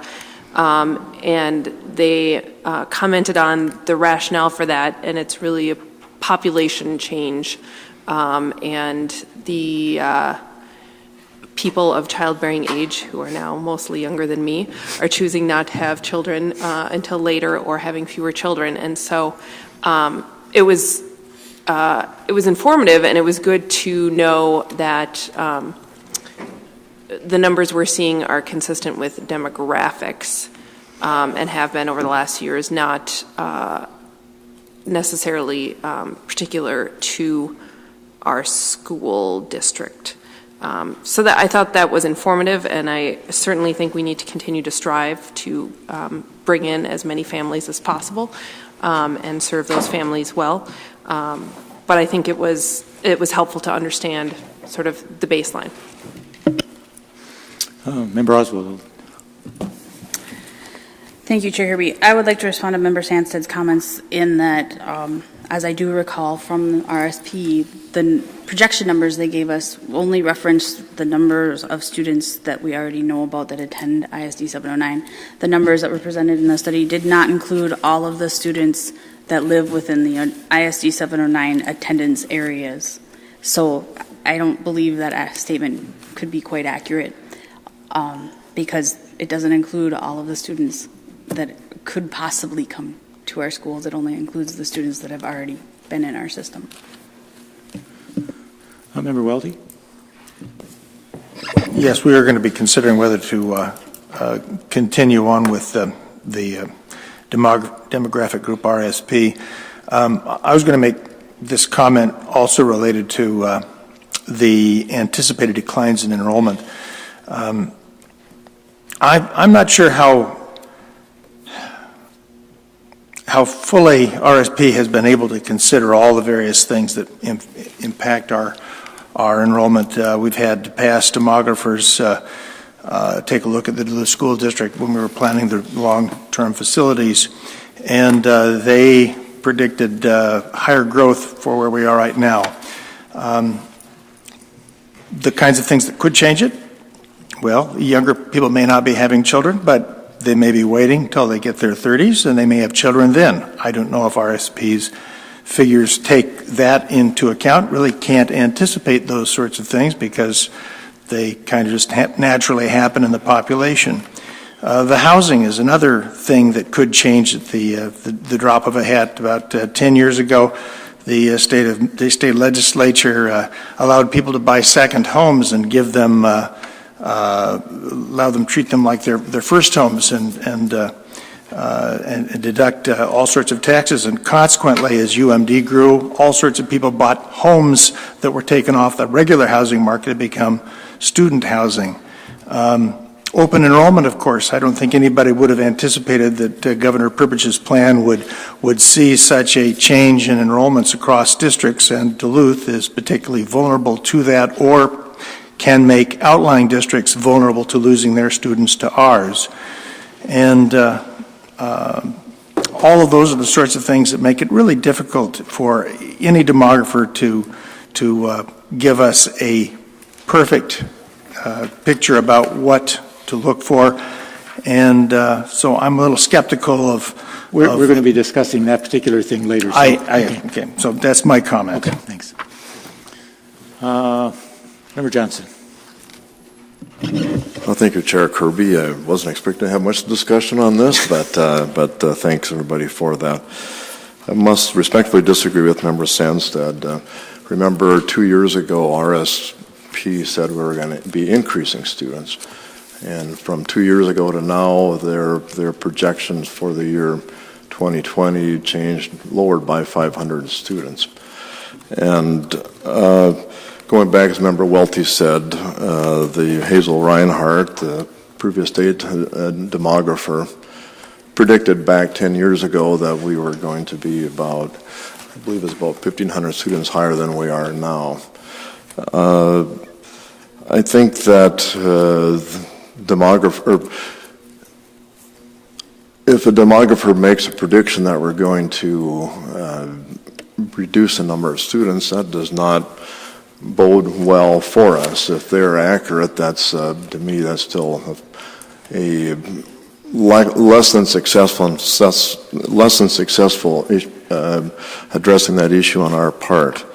Again, I presented the board here with previous census data, and I would disagree with the RSP that we've had a decrease in the number of childbearing women in the town, because the number of 5 to 18-year-olds has not decreased. And as you can see it in our neighboring schools, they have not decreased either. So again, this is why I always bring this up. We are a record low number of students in Duluth since 1895. Member left of the camp. I feel like I should make a joke because we have a lot of young parents in the audience that when I moved here, I had 2 kids. I had 2 more, and I did it to help the enrollment in the Duluth Public Schools. So little challenge, parents. Just to add to this discussion, though, I do want to say that what I'm hopeful for, yeah, you too, Ms. Anstead.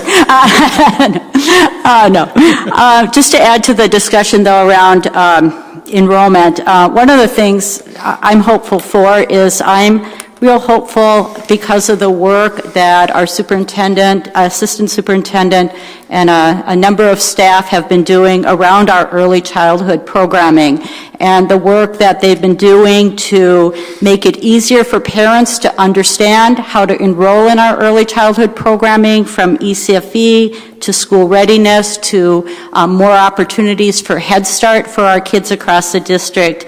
And we have made a commitment as a district since I've been an early childhood parent to really work to keep those programs in our elementary schools. And we know that when they're housed in our elementary schools, parents tend to stay in our elementary schools as well. And there's been good discussion. I do want to kind of raise up the work that's being done with our early learners across the district, and my hopefulness, I am a hopeful kind of person, that we will see continued increases there, and those families and students staying in our district and liking what we have to offer. So I just offer that for discussion. Superintendent? Thank you. I wanted to point out that the last RSP study also had a declining population. They just said that it would stabilize, that the drop would slow. That study didn't project an increase.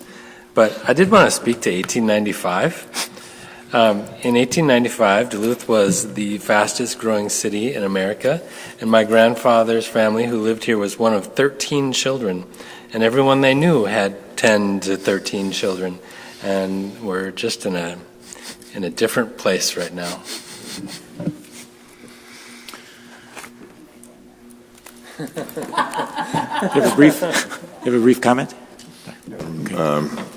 Yeah, no, I mean, you're absolutely right. I'm not saying that we're the same as we were back in 1895. but the image is very important. You know, what I'm trying to get across is that our enrollment is decreasing, and that's not good. I mean, yeah, we were 25,000, I think, 35 years ago.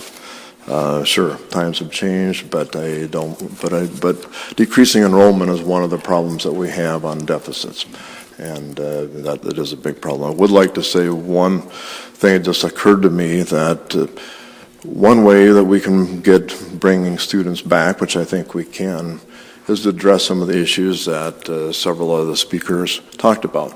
There is angst in our community about some interactions that we have as a school with the community. And I think we can do a lot better job at that, and I think that is one thing that we absolutely have to do to assure that some of these kids that have left school come back. No other comments? Okay. Next item was 1H. Member Leffler-Kemp. Yes, this is the item on child nutrition, breakfast and lunch meal price increase. And just appreciated our Director of Nutrition, Pam Bowe, with us for the meeting. And I just wanted to kind of raise up the work that is happening at Lincoln Park and with the Grab and Go breakfast program. I had a chance a week or two ago to go kind of see it in action. I guess wanted to use this opportunity to say I appreciated the investment we've made in that program to help more of our kids at Lincoln Park not only have a full breakfast, but have another option for our families there. And again, they're free breakfast programs for all of our kids. So just wanted to highlight that. Thank you. Member Oswald. Thank you. I guess I would like some information. I want to move on. I didn't have a comment about. Right, okay. 2A1. I don't know how you want me to approach this. I have comments about this, but we haven't really discussed it. I could read the 4 options or, yes, on the memorandum.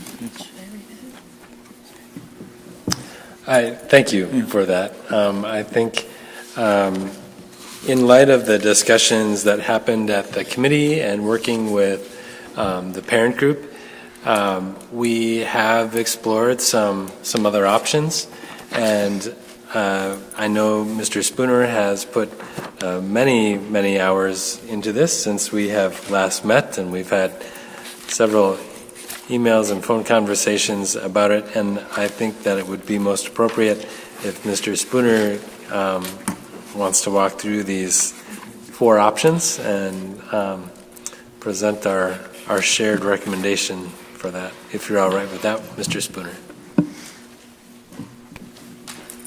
Sure, Superintendent, that would be fine.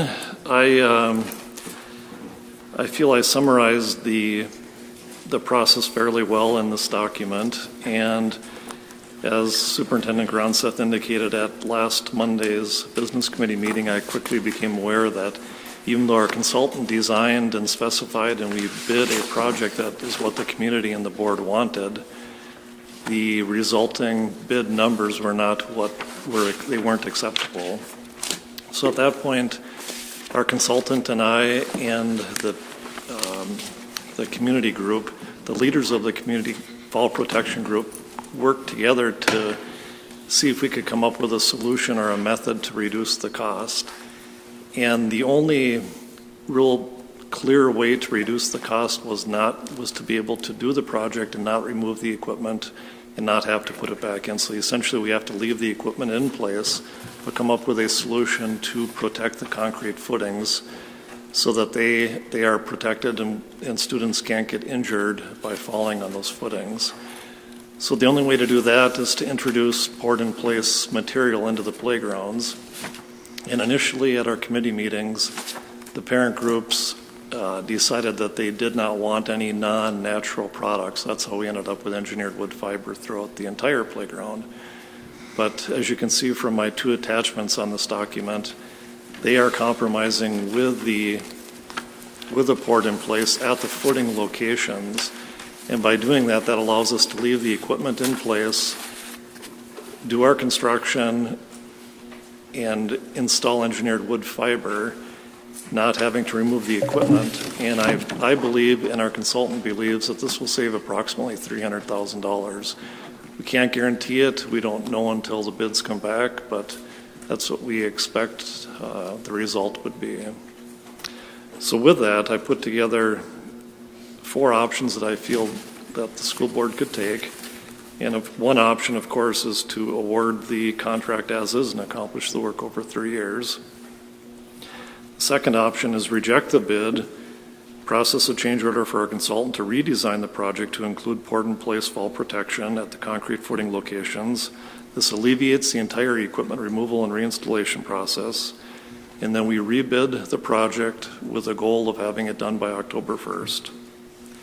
The third option is exactly what I described, but we could utilize the state contract. Flagship Recreation is a manufacturer's installation company, and they are now on the state contract. They weren't on the state contract when this first went out, but they are now. I probably wouldn't recommend this option because then it wouldn't guarantee us that we're getting the best price and we're not giving the parent groups, contractors that they've been working with, an opportunity to bid, which I would like them to be able to bid on this project. So that's the third option. And the fourth option is quite a change. This was brought up by the parent groups, and it's to process a change order to have our consultant reevaluate this entire process. And we would have to have the school board debate equality versus equity. Approximately 10 years ago, when prior to the long-range plan beginning, the school board determined that each playground would be identical. Lester Park looks like Piedmont. Piedmont looks like another MacArthur, for example. Some of the parents have asked that, does that have to be that way? Do the playgrounds have to look alike? Can you have equality, or can you have equity without equality? And I don't know if that's something the school board is interested in taking up at this time, but that is an option that could be done. No work would be accomplished this summer, but it would, most likely we could have discussions and have those completed by December, and then have our bid packages designed and have the projects done next summer. However, I don't know if the cost would be more or less because I don't know what that project would look like. And that's a quick summary of the recommendations that I suggested in my memo.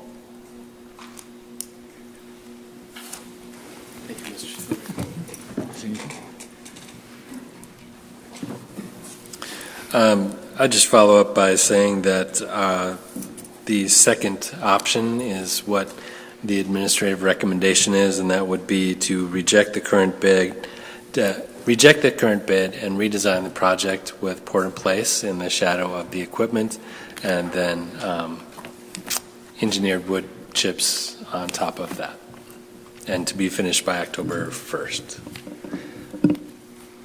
That would be for all sites, including the middle schools? Okay. All right. Member Harlow. May I have my comment? Oh, I'm sorry. Member Oswald, yes. Go ahead. Sorry. Thank you. If anyone watched the committee meeting, you know I was pretty tough and had some very, very pointed questions during that time. And I'm glad the message came across that $1.2 million was unacceptable. We don't need to spend that money. And I couldn't be more thankful to the work of the parent group of Duluth Parents for Healthy Playgrounds and Mr. Spooner and Mr. Saito for clunking your heads together along with Superintendent Gronseth to get this down to what can be manageable. I am very excited to see the possibility of the bids that come in. I am supportive of option number 2. I can't wait to see who else throws their hats in the bin, because the conversation in the community that has started is, hey, we can do this for cheaper, we can do this for cheaper, which is a much different discussion than, hey, I think we can get a little more dollars for what we do. And I'm very excited to see a community investment in wanting to save taxpayers money and our community money for the benefit of all of our kids. It makes me very proud of Duluth and of our staff and our hired consultant and our school board and administration. I do like the idea of entertaining option number 4, but not now, because that wasn't the original scope of our project. Our project was only concerned with getting rid of rubber mulch products. I would love to be able to see a playground or two every couple of years be considered to be upgraded or changed or nature-scaped or whatever we feel that is appropriate for each school that a school can come up with. So thank you for this, and I really can't wait, and I hope it comes soon. Yes, Member Harlow. Great, thank you. I echo a lot of what Member Oswald said. Just thanks to the parents and to our staff and to Luke and to Mr. Saito. I want to make a motion, I meant to ask this earlier, but that we vote on this separately, that we vote on this item separately, and then I'd like to move to reject the bid and accept number 2 as recommended by the parents and administration for the port in place. Been seconded by Member Sandstead. All right, is there any discussion about this, although it seems to be the entire... Just one, go ahead. Just to make sure that when I said move to reject and then accept number 2, which is reject bid process, change order for our I think it has to be 2 separate. I don't think it necessarily has to be 2 separate items. It can. Number 2 is. Number 2 is reject bid. Bid 1258. Yep. Process change order for consultant to redesign project to include port in place, fall protection and concrete footing locations, which then alleviates the entire equipment removal and reinstallation process. Rebid and have sites done by October 1 as agreed upon, and worked in a lot of consultation, especially really quickly in the last week, thank you, with staff, parents, and our contractor. So that's my motion. And seconded by Member Sandstead. Okay. I have a question. Quick. You want to be heard. I believe Member Harla's motion is actually the recommendation. Does that actually need to happen? I believe so, because it's different than the recommendation that is in the agenda. Okay. All right, Member Welty. First of all, for brevity's sake, ditto to everything that Member Harla and Oswald said. Member Oswald just asked the question that I had, because this is different than the original item we were sent in. I thought perhaps we should do what you recommended, just vote on this recommendation now. And the next question is, we have a motion on the table. Can we just go ahead and do it right now without pulling it? Because I think the motion stands for us to act on. We have some more discussion. Yeah. If there is. Point of order. Yes. I had requested for a separate vote.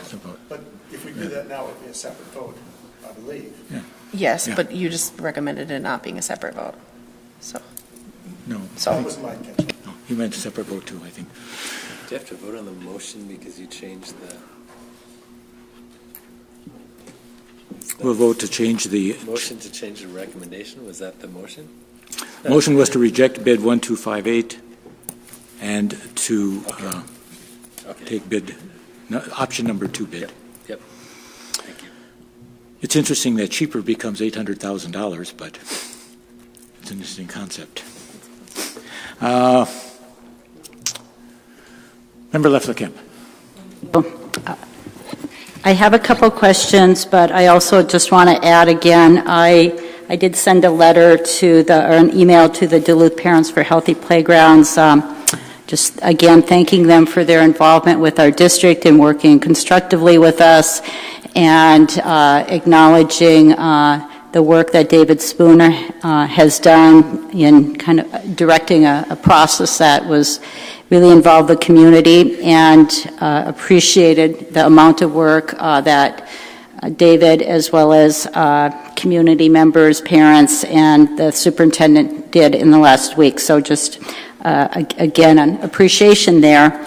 My couple questions I have, and I've been excited as we've really continued to move forward with this, and so I will be supporting the motion to go with number 2.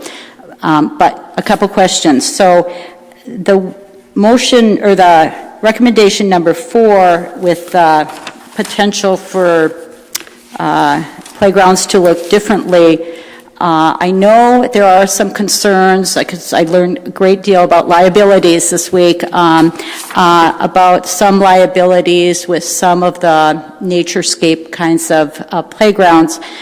And so I think if we go beyond this at another point, that we will want to have a good discussion on. But by going with number 2 doesn't stop that discussion from happening with additional things on playgrounds. Is that correct? So like we could still make sure all the playgrounds look alike, but if there are some schools that would like to pursue that more, they can bring that back to us for discussion. Is that correct, Mr. Spooner? That would be correct. As long as we have funding to accomplish what they would like to do, that would be correct. Need to review the liabilities and things like that.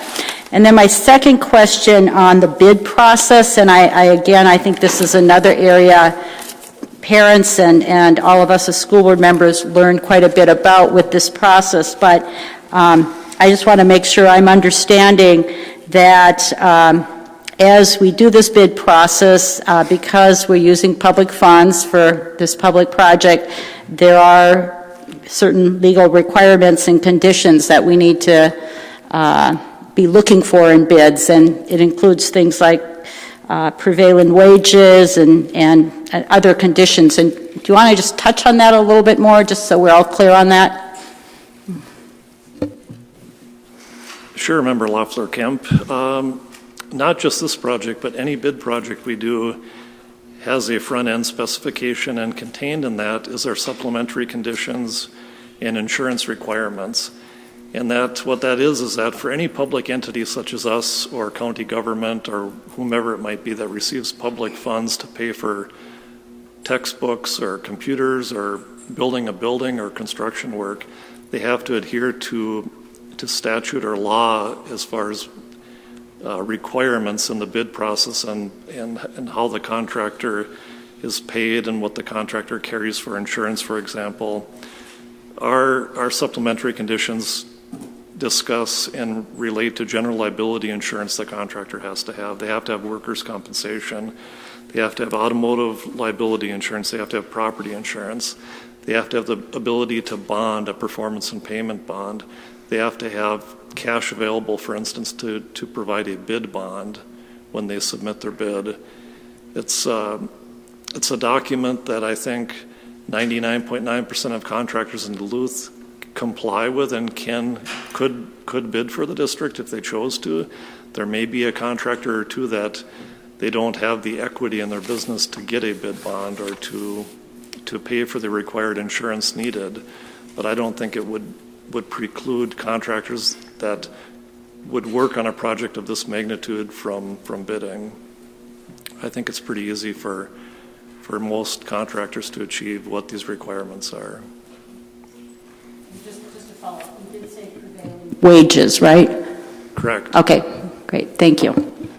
Member Sandsted.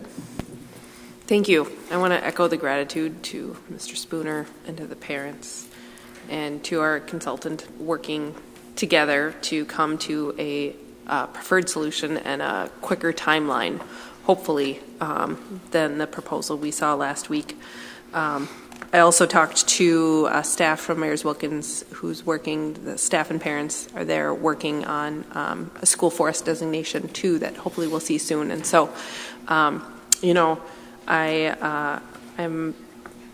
totally okay with this taking a little bit more than the summer, because we do have some of those school sites like Lowell and Myers-Wilkins that have more play spaces, either on city property or in school forests, that we can utilize. And so just more incentive to increase our outdoor areas at schools. So thank you.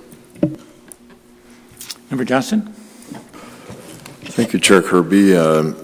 Yeah, I support item number 2 as well, and I believe we're going to have a vote on that when we're all done talking, correct? Okay. Again, I want to thank the parents group and our consultants and our staff. It was a pretty rambunctious meeting, and I want to thank everybody for addressing that. One thing I'd like to say that I think there's some misconceptions, and I think it was in the Duluth News Tribune editorial, that this is somehow being taken out of the classroom. That's untrue. It's LTFM money. We've talked about that right from day, well, thanks to our staff here, we were able to get that out of LTFM. So I just want to make sure the community knows that this is not impacting our budget. It's not impacting the deficit that we're dealing with. And I would like to also say that I still think the budget, I'm hoping we can get it down 300,000. I'm hoping we can get it down 600,000. My concern right from the start was that the prices that we got were way out of line. And talking to the parents group, they seem like, again, I'm just encouraging Mr. Spooner, and I know you are, to work with the group and encouraging the parents group to make sure we have people that want to bid on this at a good price, that they come forward. Because I'm certainly hoping this is going to be in the $600,000 range, not the 900,000. So that's a goal that I'm looking for. Member Lefferkamp. Can you again just review so people are clear, kind of the timeline of the bid process, just so we all are clear on what that looks like? I spoke with Luke, our consultant, today, and I've got some notes here, so I'll have to read these. But initially, we're going to have a change order to Luke, SAS plus Associates.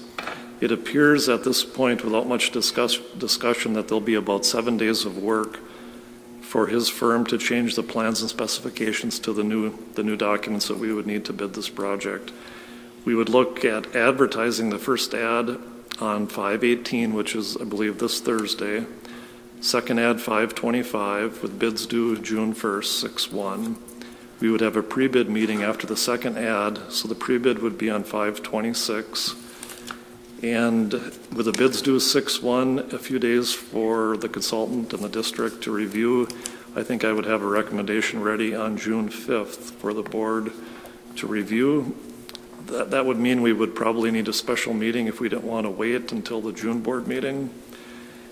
And once the board, if the bid proved to be acceptable to the board and the board moved to award that agreement or contract, I think I could have a contract put together in about a week. So we'd be roughly looking at mid-June to start, provided we had a special board meeting to approve that bid. Okay, thank you. Member Welty. Mr. Spooner, we've had 3 people offer bids, and we're projecting that a new and different bid will be made. Are we going to wait around for everybody to send us a bid in case they're not real Johnny on the spot, or would we be able to consider on that June 5th date or about that time a bid that met our expectations if it was to come in a little sooner than the others?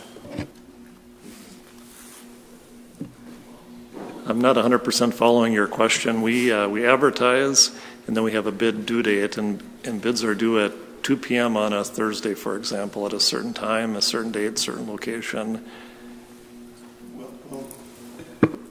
Will that bid date be on or about June 5th deadline?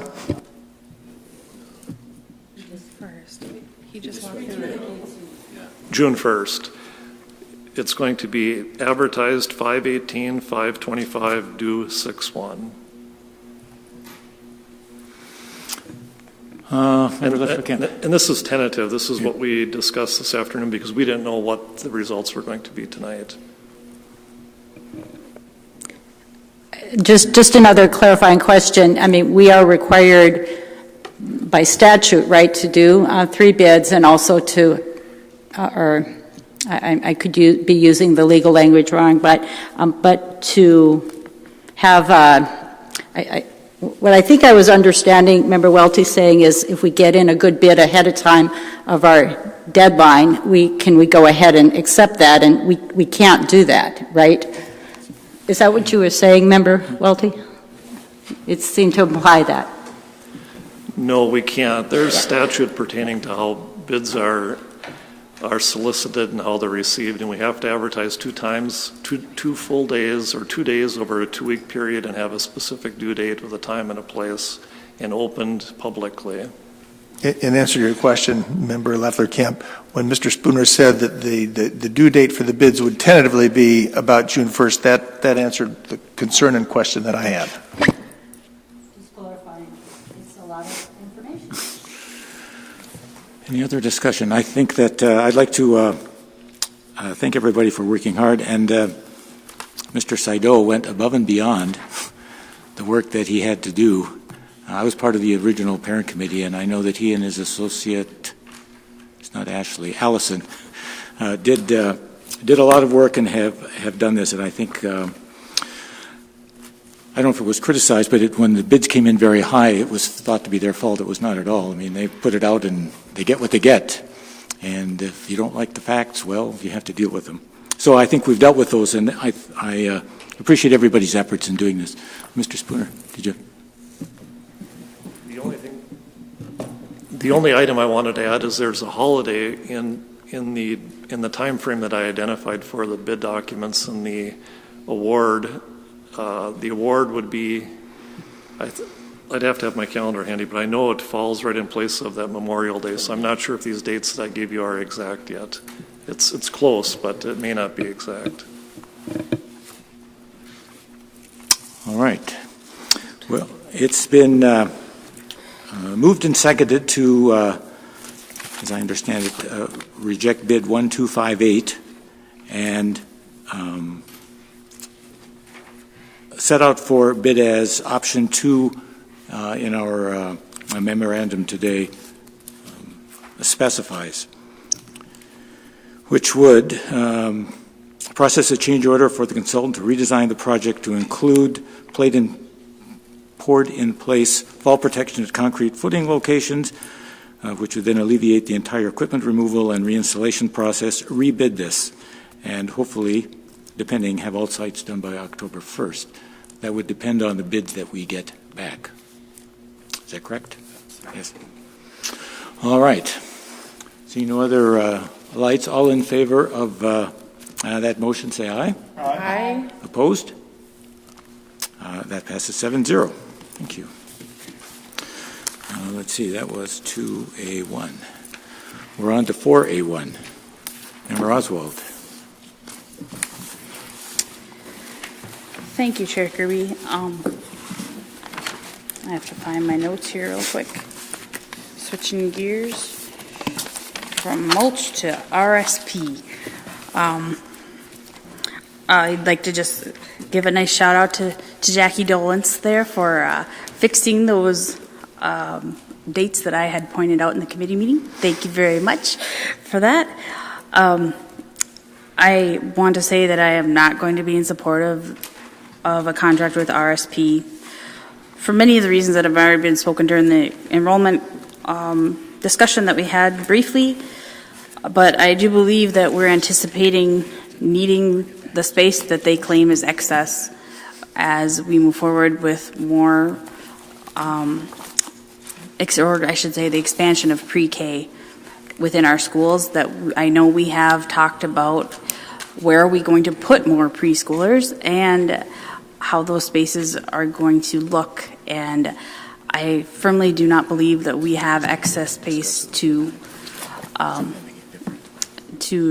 get rid of at this point, even though their study says we have a lot of space that we don't use properly. I also believe that the numbers aren't reliable, and they're missing key factors that are community specific, such as we have a high population of students that open enroll in other districts and attend charter schools, and those numbers of students were not included in their projection numbers of students. And I pointed out to things such as the charter school in St. Cloud, Stride Academy, closing just suddenly, and there's 650 to 700 students that need to find new schools within 3 months, and we wouldn't be able to adequately prepare ourselves for anything of that sort. If neighboring schools close their open enrollment, we don't know the numbers of students that are even there to come back to us because they weren't included in this survey. We can guess, we can kind of plan, but this study by RSP came up with a specific number of students to plan for, and I believe that that's a good number for right now today, but 2 years ago it wasn't the same number, and 2 years from now it's not going to be the same number either. So I can't support moving the district in a direction that is based on unknowns. So I'm not going to support the contract. I'll just point out that we have tabled a motion from our last meeting that we have to start at. In our minutes that we approved of April 26th, the motion was by Member Johnston, seconded by Oswald, to delete Phase 3 and complete Phase 2. That was the where we left off, and so we need to vote on that amendment first, that motion first, and we can speak to that. It all blends together, really, but that is the motion on the floor. You can later. Superintendent Gronza. Thank you. I really wanted to kind of speak to this as a whole process, and because the whole discussion is really about the process of decision making with input from the community, and I do want to say that there are reports from the state that could be included that would bring in numbers from charter and parochial schools. Their information on 0 to 5-year-olds is universal information. So it's just once they hit the school age is when they separate that information. But the work would be done setting with parameters set by the board and with input from staff, and would be inclusive of our early childhood programming and how we want to make sure that we have room in our schools for people to have early childhood services in the school that they're going to go to, about special education programming that's at the district and site level, about immersion programs and how that is likely to affect enrollment. It's also about the capacity issues. We know that some of our schools, particularly Congdon and Lester Park, is quite full as well, while other schools have lower numbers. And so being able to maybe balance some of those inequities in numbers, but also the larger question of some parents at Myers-Wilkins wanting all of their kids to go to middle school together. I've heard for a couple of years from some parents at the school. I'm not saying that I've heard from every parent, but that would be the importance of having those discussions as well about the middle of 5th grade. They start feeling some separation anxiety between students and between families, because kids that they've gone to school with for the past 6 years are suddenly going in 2 different directions, and there's some feelings about, oh, you're going to that school, and oh, you're going to that school. And I think it would be really healthy to have conversations about what could it look like to have all of those kids go to one school together. The same is true at Lowell. I haven't heard from all the parents, but I have heard from a number that same feeling of separation starts about halfway through 5th grade. And so I think that those are discussions that need to be undertaken. Also, the fact that Myers-Wilkins is a racially identifiable school, and any of our conversations around enrollments and boundaries have to be there are rules and requirements from the state when we're talking about boundaries with racially identifiable schools, that it has to be inclusive of the people from the community. We have to document that we have tried to avoid having racially identifiable school, and so there has to be some process around that anytime we're doing boundaries to show that we have looked into ways that we could break that up.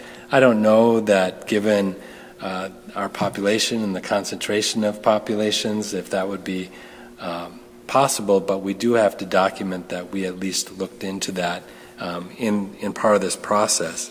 and also the difference in numbers between our middle schools and our high schools, and the possibility of some creative problem solving there about what are some models that we could do that would bring equity in numbers and demographics to our schools.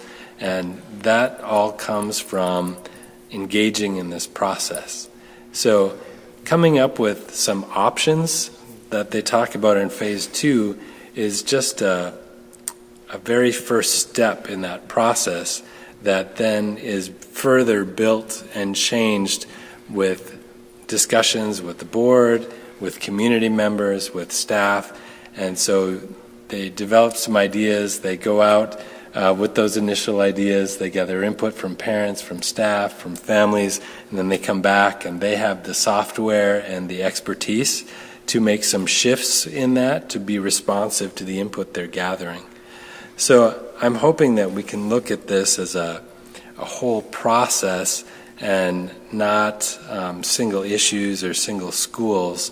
And I know that Dr. Carey actually has some experience going through this process with RSP from his previous experience in another district. And if it's all right, I'd like to have Dr. Carey speak briefly to his experience with RSP. Point of parliamentary procedure. I believe that we have allowed the superintendent to speak to a motion that is still on the table, and perhaps it should be taken off the table before we proceed with further discussion. Perhaps that needs to be done with a motion. Point of parliamentary procedure. Go ahead. We identified it in the motion to have it be at this meeting, so it actually can be on it since it was identified. So, thank you. Dr. Curry, I can get you on here. So really briefly, as succinctly as I can keep this, in my previous work before coming to Duluth, I was a high school principal of a reasonably large high school, about 1,500 students in Bismarck, North Dakota. They were in the midst of boundary change process due to rapid growth, brought on by kind of the oil boom in the economy and all the other subsequent economic growth that followed that. So they were in need of looking at boundaries because they were bursting at the seams across many schools and needed to talk through that process. As a principal, I wasn't involved in phase 1 or phase 2. Didn't even know there were phases, to be honest. I've now since learned that phase 3 is the part where I became involved. And what happened was in that process, the district, through advisement through RSP, had every principal participate in the process and then invite parent representatives to be a part of the discussion.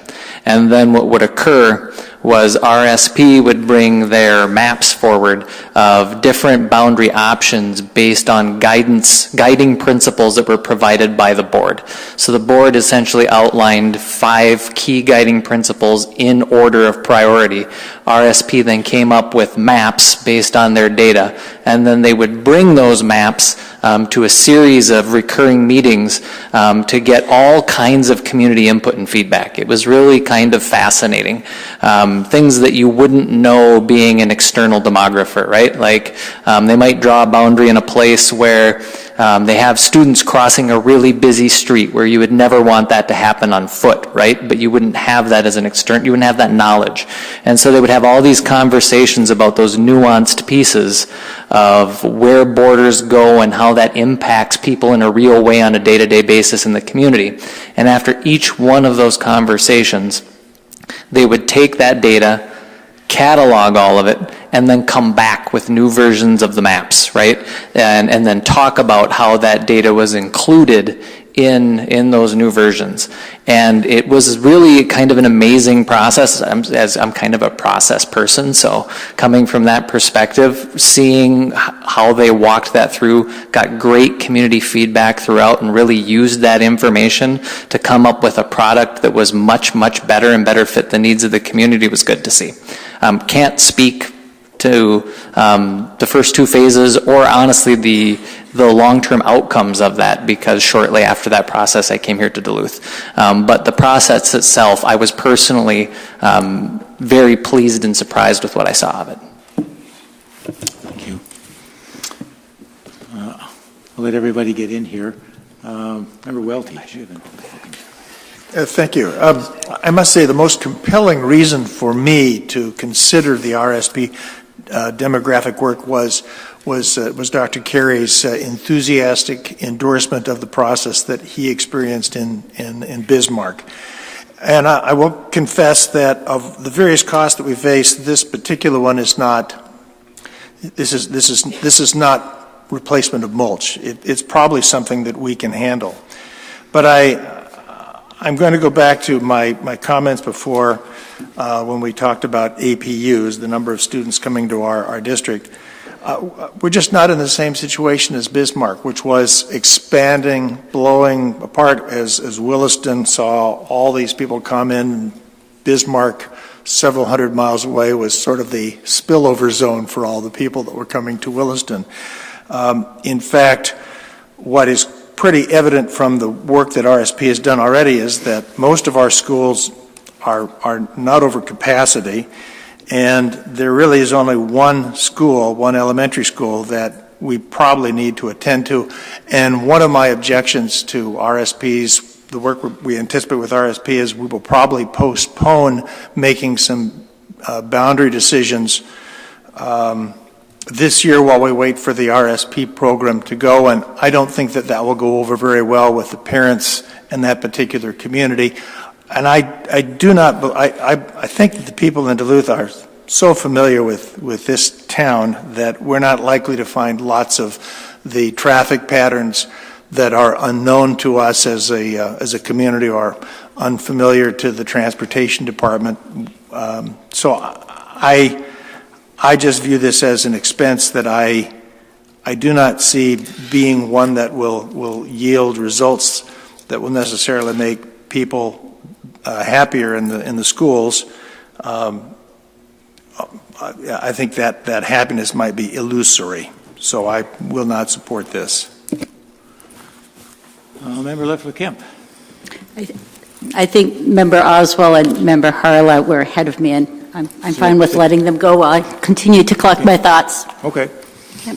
Member Oswald. Thank you.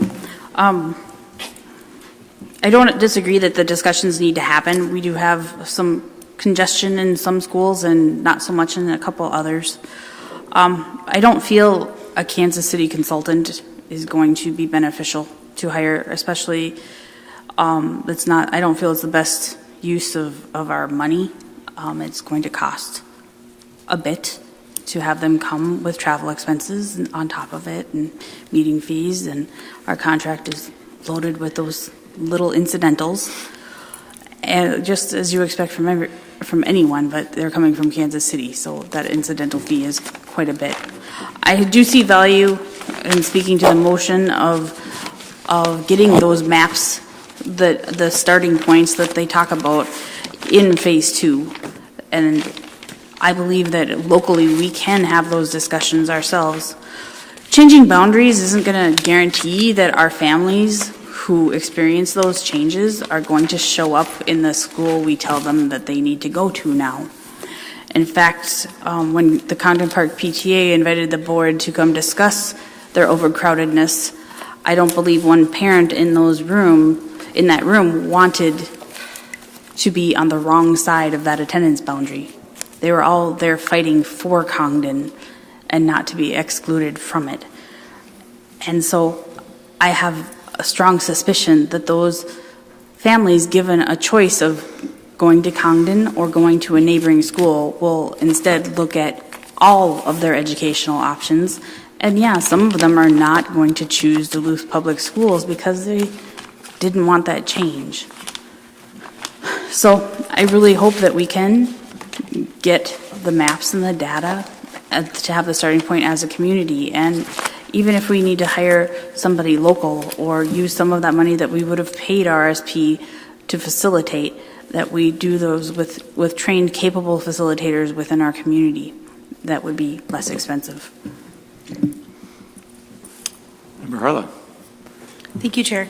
I just want to speak to the motion that's at hand right now of just doing phase 2 and not phase 3 as listed throughout all the processes. In the contract, it looks funny where it lists out phase 1 and phase 2 and phase 3 separately, but it really is a tied together process. And so for me, this is an all or nothing piece, and I don't think that we can just have a community from out of town paint some boundaries and then not have the skills or the GIS capability locally to be able to make those changes once they actually have all of those different data points and all the software pieces to be able to move lines when we don't think that is. So I kind of think it'd be a waste of money to just have arbitrary lines drawn without the opportunity to make changes after public discussion, without having to reinvest in another community group to rebuild all of the pieces that they've done. So I will discuss more when it comes to the overall RSP piece, but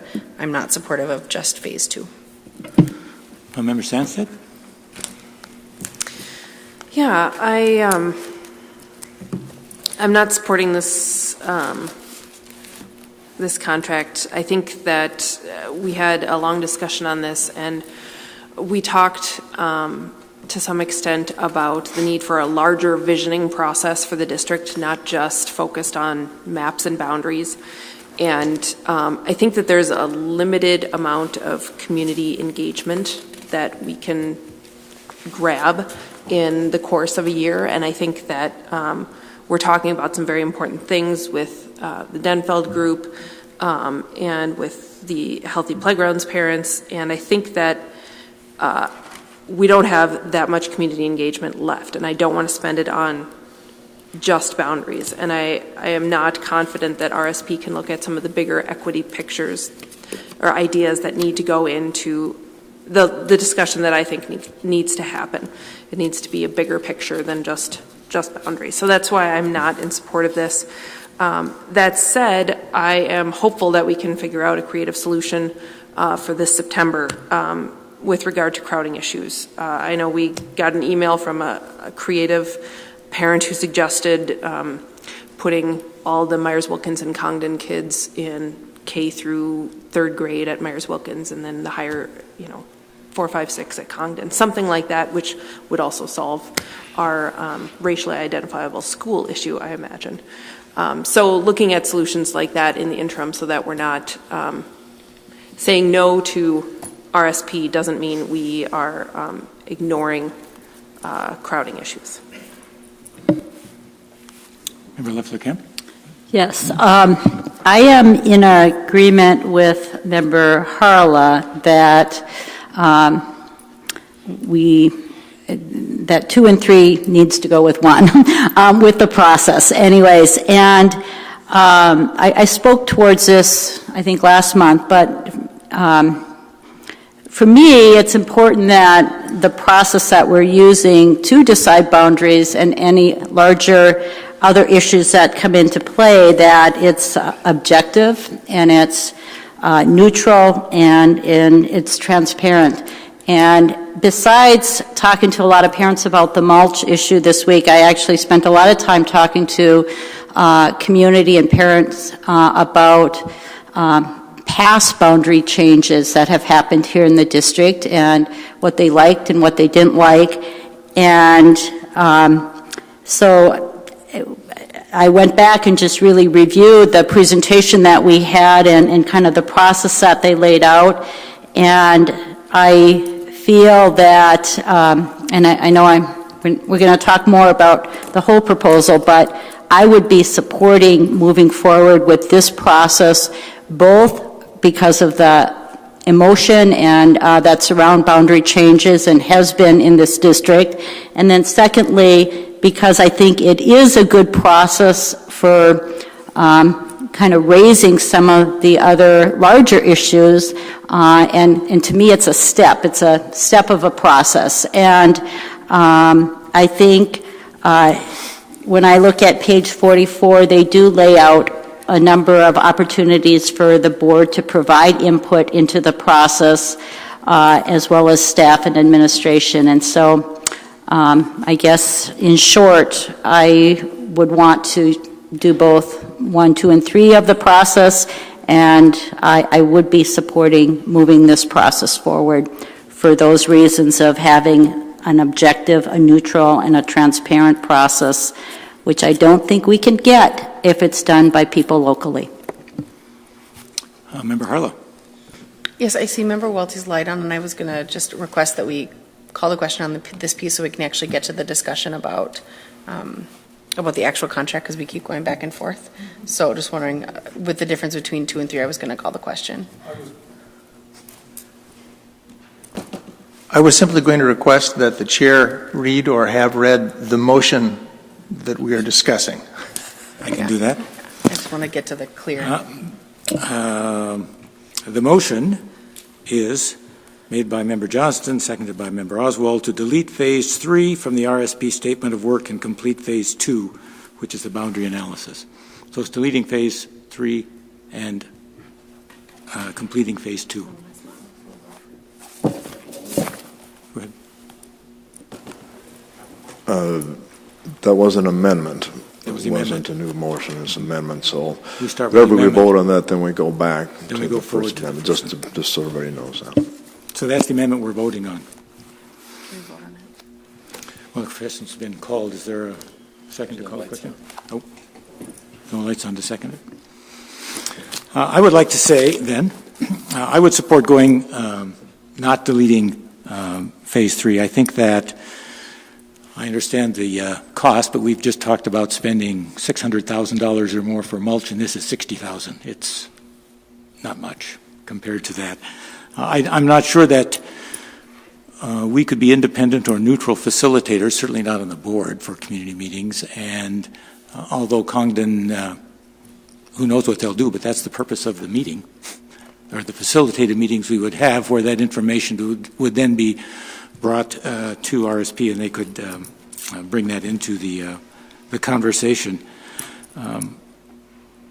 We don't have the capacity or the software for the GIS that they do, which is very important. And one boundary change affects a lot of people, not just the school that or area we're talking about.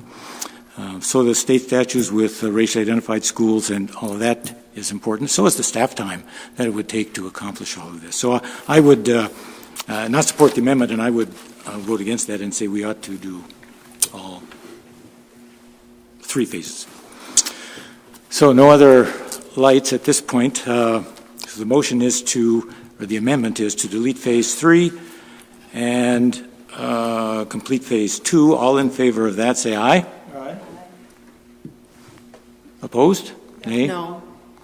So there's 3 yeas and 4 noes. Is that correct? Correct. So the amendment does not pass. So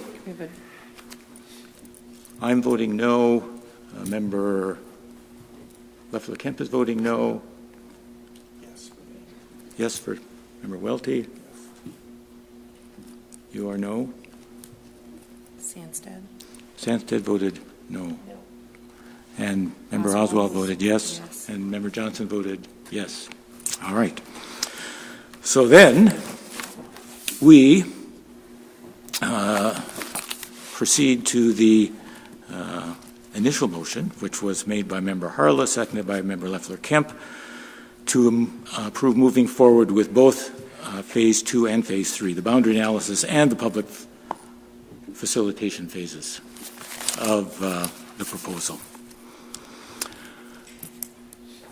Member Johnston. Thank you, Chair Kirby. I guess I'll start this out. I'm going to be voting no on this. Just want to say some of the reasons why. I think RSP, they did change 500 students from 2 years ago to now. And there's no question of that if you look at the old document. And I know demographics is kind of flipping the coin, and maybe they have good justification for it, but I think not.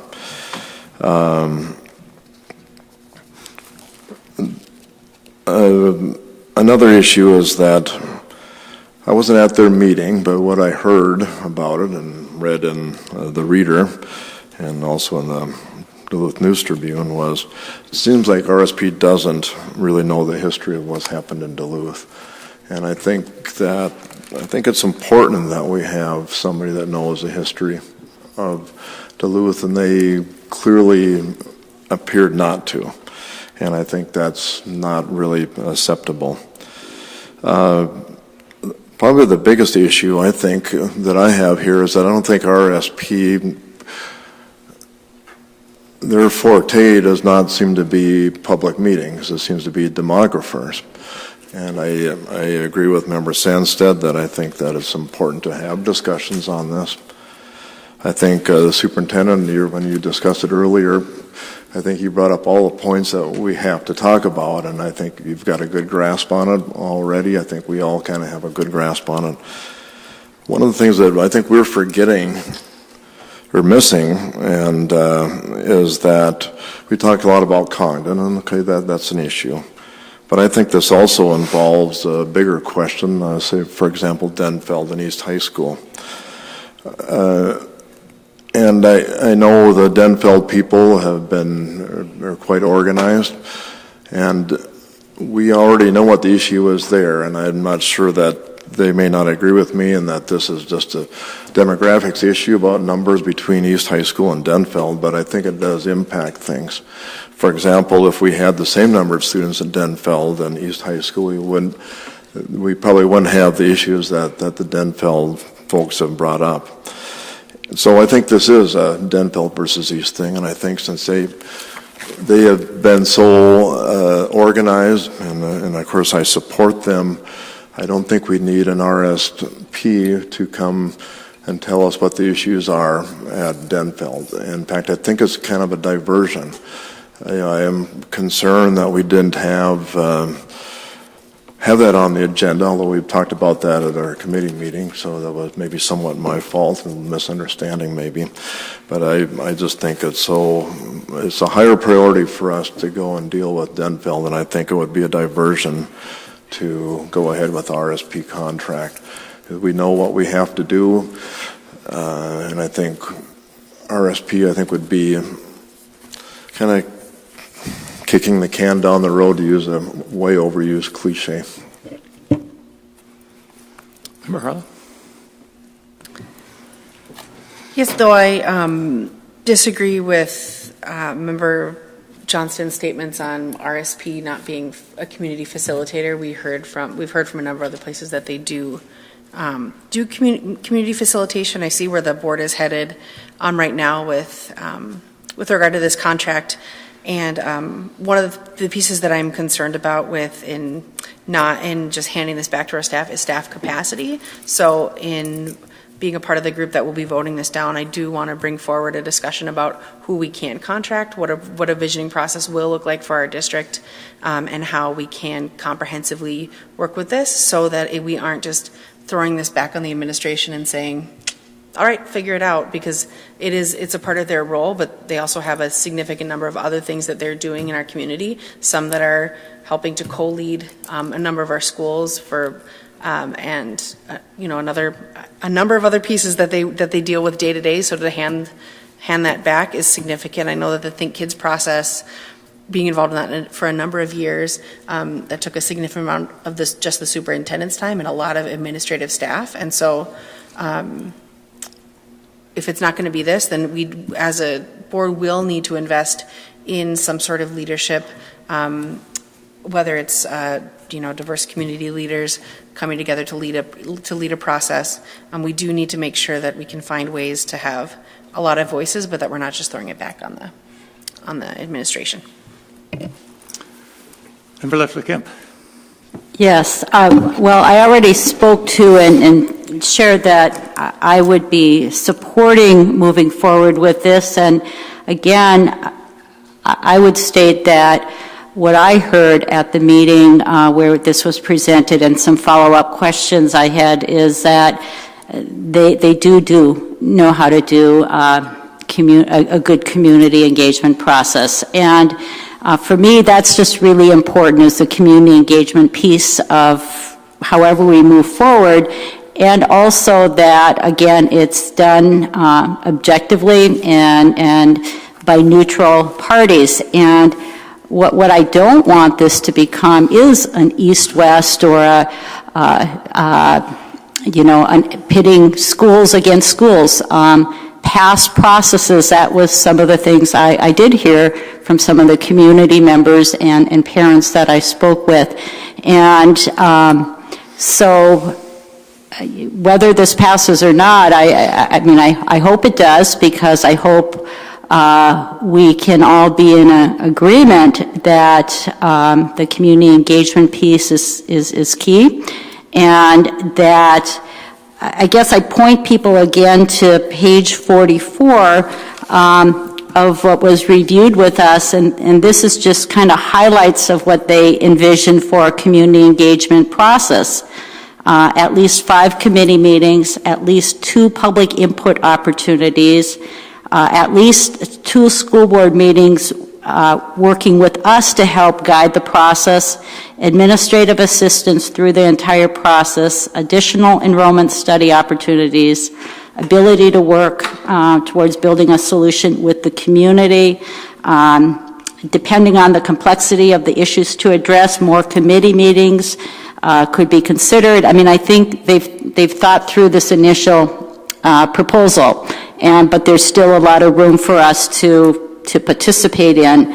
And I will be concerned if we do rely just on staff doing this. I will be concerned if I mean, I appreciate, frankly, the fact that they're not from here, and I value that objectivity that they would bring to this. Superintendent. Thank you. I really see this as a couple of different concepts. One is revisioning, which we're really looking at.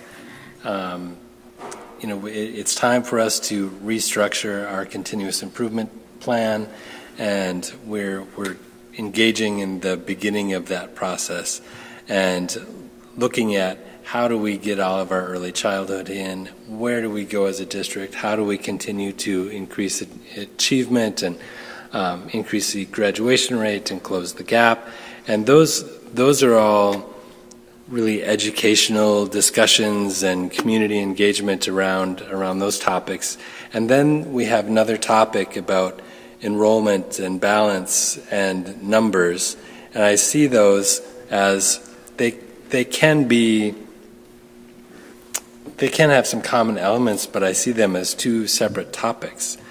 And Congdon would be okay for the coming year. We've talked with Kathy, we've talked with facilities, and we can make some adjustments, and they'll be okay for the coming year as we plan for the future. But really after that, we have to make changes or we will be out of room. There won't be any more classrooms for us to utilize in that space. And for the most part, the people who run the district every day, and I can tell you we can facilitate a process like nobody's business around topics of education and curriculum and instruction and how to move people forward, but we are not GIS specialists.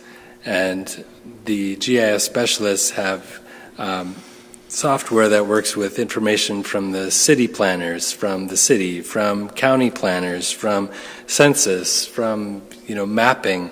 And that's experience and expertise that we as educators don't have. So while we can facilitate a lot of conversations, this process we do not have the expertise to do alone. We would need to be engaging with GIS specialists somewhere along the line, because we do not have the software, the capacity to build these maps and to be as responsive to input as they are. When they get input and feedback, they go back and make a few keystrokes and they are adjusting things on the fly, and we don't have that capacity. So I'm hopeful that we can engage in this process. Member Welty. Thank you, Chair Kirby.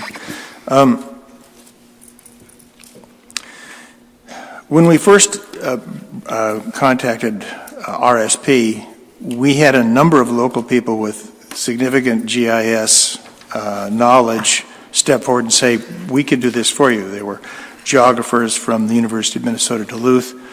It is true that the county has an awful lot of GIS software and specialists, and I have no doubt that much in the same way that our parents have stepped forward and offered us an improved proposal for altering our playgrounds, we could count on local people to make changes that I think demographically are very modest.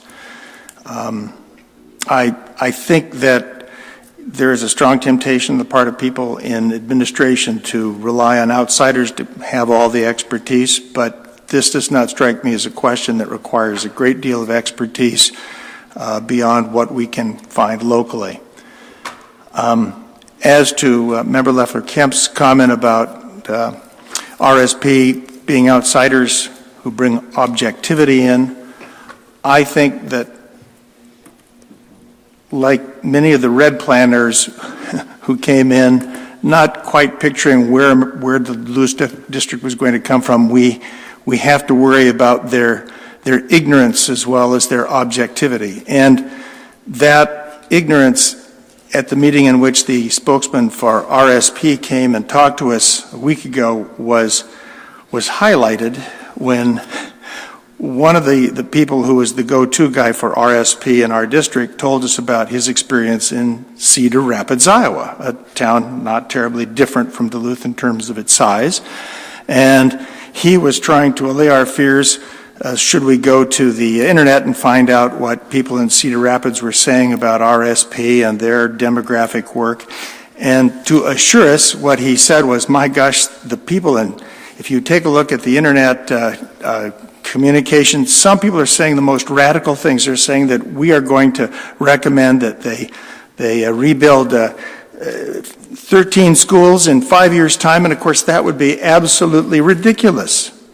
This was Cedar Rapids he was talking about, but he could have been talking about Duluth. We just did that with the unhappy circumstances, some of which are demographic we're currently dealing with.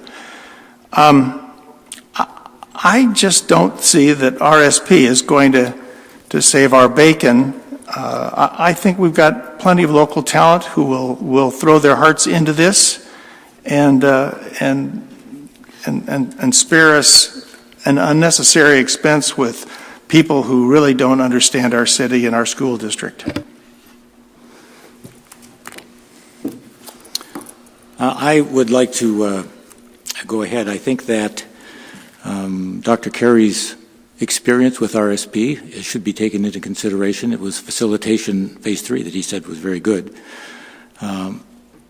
If we were to change boundaries at any school, if we're talking about boundary changes, it also affects other schools.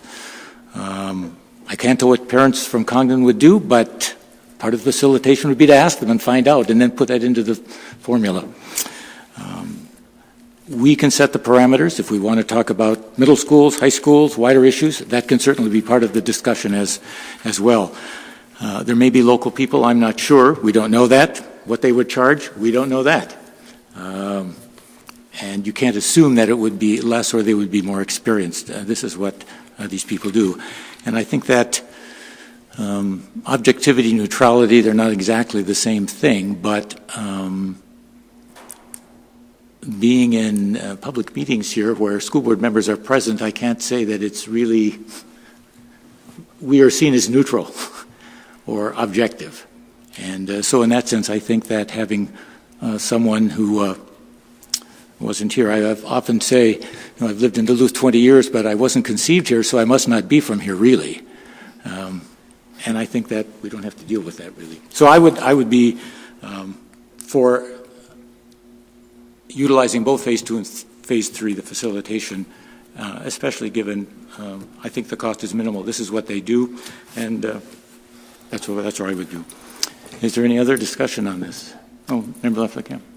You did touch on it, but one of the conversations I actually had today with someone who's used consultants locally for some things and not so local, and this person reminded me that if the argument is about money, that, yeah, we do have to take into consideration having a local somebody do this will most likely cost money as well. And so I don't think that's been people's main argument, but I don't think we should kind of make a decision just based on that we might get it cheaper locally. So. It's been a very good discussion. Any other discussion? If not, then the motion is to approve moving forward with boundary analysis and public facilitation. That's phase 2 and phase 3 of the contract with RSP. So all in favor of that motion say aye. Aye. Opposed? No. No. So it fails. All right. That was 4A1. 4A3. Lost 5-2. Who voted 2? It was me. I voted yes.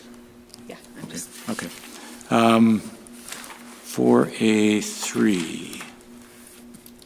Member Johnston. 4A3. 4A3. Oh, sorry. What is? Oh, thank you. Just a quick question, Mr. Hassler. Could you just kind of tell the public kind of what are we spending now, and I don't believe there's much of an increase. Could you just for the public, you give a real brief description of the whole the new PEEP contract and its financial impact?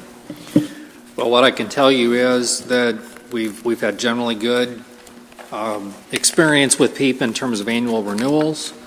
A year ago, when we went through this process, the renewal we had last year was about a 6.9% increase. That was the highest increase that we've experienced since we've been with PEEP. When we came into the beginning stages of the budget process this year, I felt it was prudent for us to anticipate at least a 6% increase in our premium. And with the renewal that we are rolling forward with, our premiums are going up by 2.8%, which is a number most employers would be really happy to have. Anything else? All right, thank you.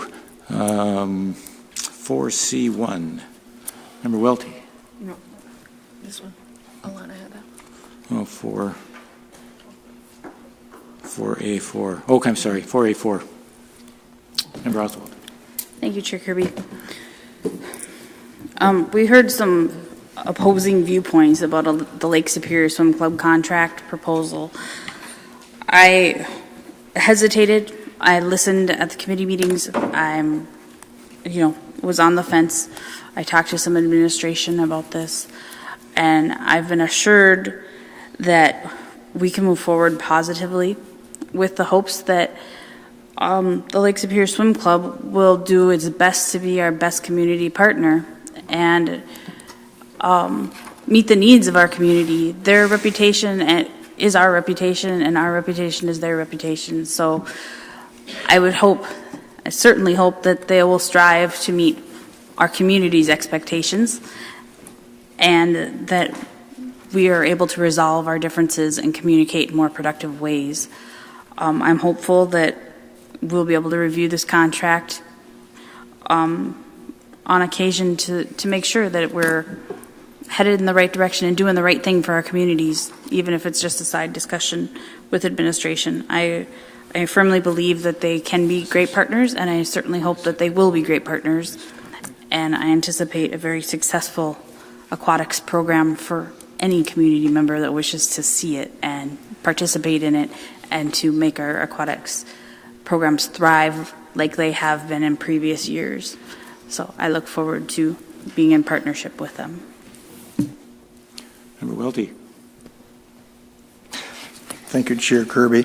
I intend to support this. The Lake Superior Swim Club has some wonderful people attached with it, but I would like, since some of them have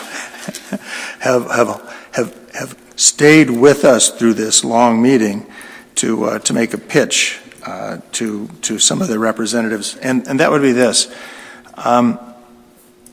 I do think that the Lake Superior Swim Club has traditionally had a kind of an Eastern emphasis, and I'm just appealing to those who are here to do their very best to make sure that the western end of town, which has felt neglected, gets its due. We had a speaker here who has organized a great many swim services for children through the community education for a very long time. I don't know how much the numbers of students have changed over the last 10 or 15 years that they have been a part of this, but I suspect that they do have kind of a word of mouth and a network, which I understand from the appeal to us today may be under some threat. And it's possible that by working with the people who have done so much to provide swimming services, teaching Red Cross swimming to children, that working with them, we might be in better touch with the children in the western part of the community, make sure that they can take full advantage of these two wonderful swimming pools that we have. I do realize that the swimming pools are available so that western kids can come and take swim classes in the eastern schools and vice versa, but it's also probably true that for some of the free and reduced student populations, it may just be easier for them more difficult for them to move out east. So to the extent that the Lake Superior Swim Club can bend over backwards to get the word out and help that western population of children, I would be most appreciative. Member Left Camp. I will be supporting moving forward with this agreement, and my understanding is that a big part of the conversations to get to where we are today with this agreement did center around meetings and scheduling, and that's what our staff spent a lot of time working towards. And when I read over on page 80 and just reread again all of the different ways that scheduling may happen and meetings, and that it seems like some of the issues we've heard tonight could be addressed that way. And so I felt more confident when I re-looked at this again after our earlier discussion and went back to my notes from previous meetings, because this has been on our agenda for a while, that what has been the holdup has been a lot around meeting and schedules and communication. I also wanted to note that what I heard from the presenters last week was that they do use Lincoln Park a lot and provide lots of services out to Lincoln Park with kids. And one of the things I pulled them aside to ask them about, and I think they addressed in their presentation too, but I wanted to make sure I was clear, is just scholarship opportunities for kids, both to participate on the team activities, a competitive team, but also providing lifeguard training, which is very expensive. I have 2 kids who are lifeguards, and that they have trained many lifeguards through students who they had worked with, and that was impressive to me. And then on page 81, underneath, there was a little section that talked about rental fees, and it does touch on the annual rental fee will be offset with the cost of employing lifeguards who will be assigned to staff the pools for community education or other activities unrelated to LSSC uses. And so I appreciated seeing that, and just the follow-up conversation I had with them just about scholarships and, again, supporting training lifeguards. for free, which is about $500 to be trained as a lifeguard. So I will be supporting this, and I guess I just wanted to kind of make those comments about what was in this contract and additional questions that I had followed up on. Superintendent? Yes, thank you. One of our goals of our continuous improvement plan and the long-range facilities plan, for that matter, was to increase community utilization of our buildings, and that certainly included the pools. And that was one of the goals that we had in mind when we began our partnership with USA Swim. And, not only do our pools utilized for instruction during the school day, but we also have our own swimming teams that are taking up quite a bit of the pool time as well. And our instruction and our own teams have priority over anyone else who is using those pools. And we do have community ed courses. I know there's underwater hockey, and there's exercise courses, and scuba diving, and kayaking, and canoeing, and all of those other activities going on in our pools as well. And the USA swim teams, and lessons going on both through community ed and through USA Swim. So one of the things that I'm really proud of is that our pools are utilized way more than they used to be. That we have more people in our pools more consistently, and in our whole buildings for that matter. And we had recently an opportunity to give a tour to Minnesota School off. It's MASBO, Minnesota Association of School Business. Thank you. And one of the things that we talked about was the community utilization of our schools, not only the pools, but the gyms and the whole building. And I'm proud of our partnerships that we've developed and how much we've been able to use our areas. Member Johnston. Thank you, Chair Kirby. I will be supporting this as well. I do have some concerns I do want to express, though. I was concerned that when we had our committee meeting that I didn't think my questions were answered. They seem to be evaded. I asked about how much money does this bring in, some basic stuff like that, and I thought that should have been a fairly easy answer, but the representatives didn't talk about it. And I think I've already asked that question to the superintendent if he can answer. I'm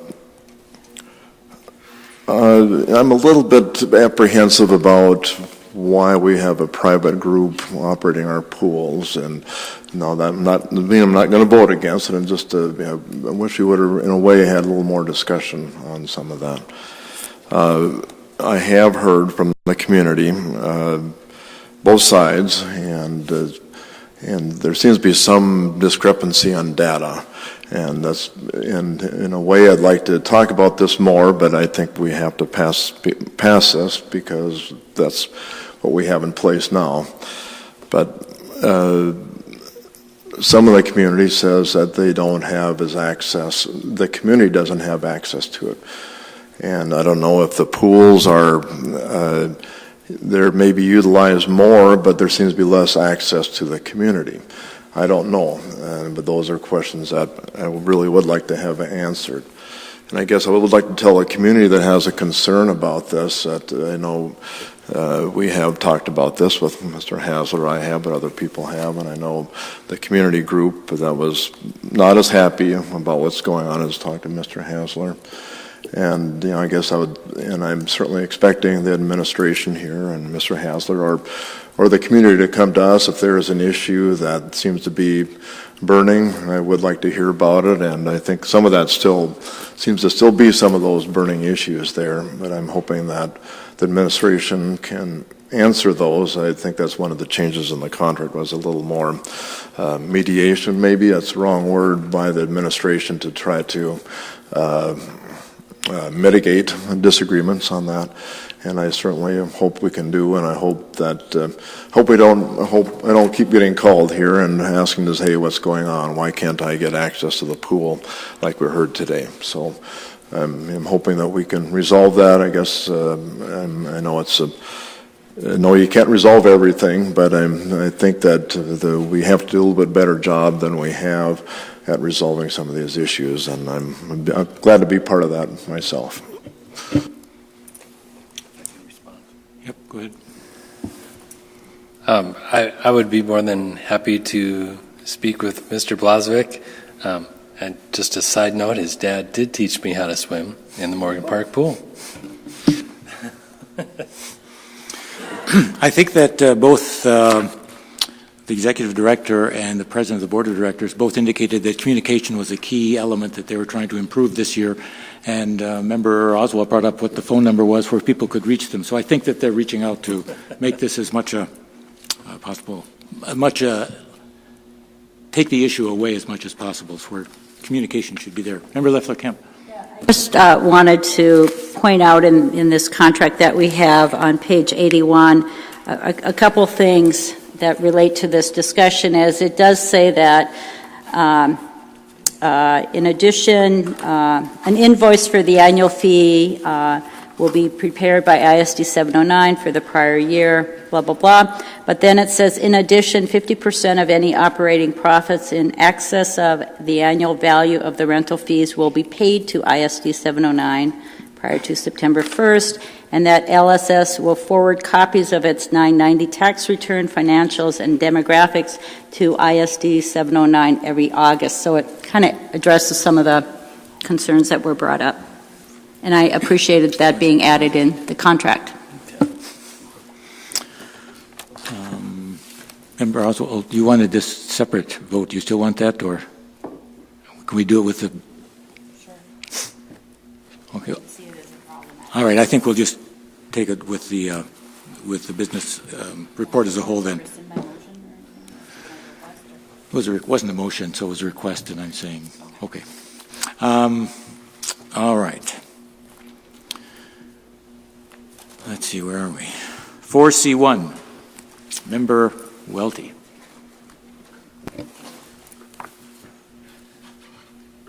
Northwoods Children's Service. I turned his light off. Oh, I turned it off. Good. There you go. Sorry if I turned myself off, although I'm sure a lot of people are probably grateful for that. Superintendent, don't laugh too much. I see in this that there's a 3-year agreement. Well, as the community knows, we are talking about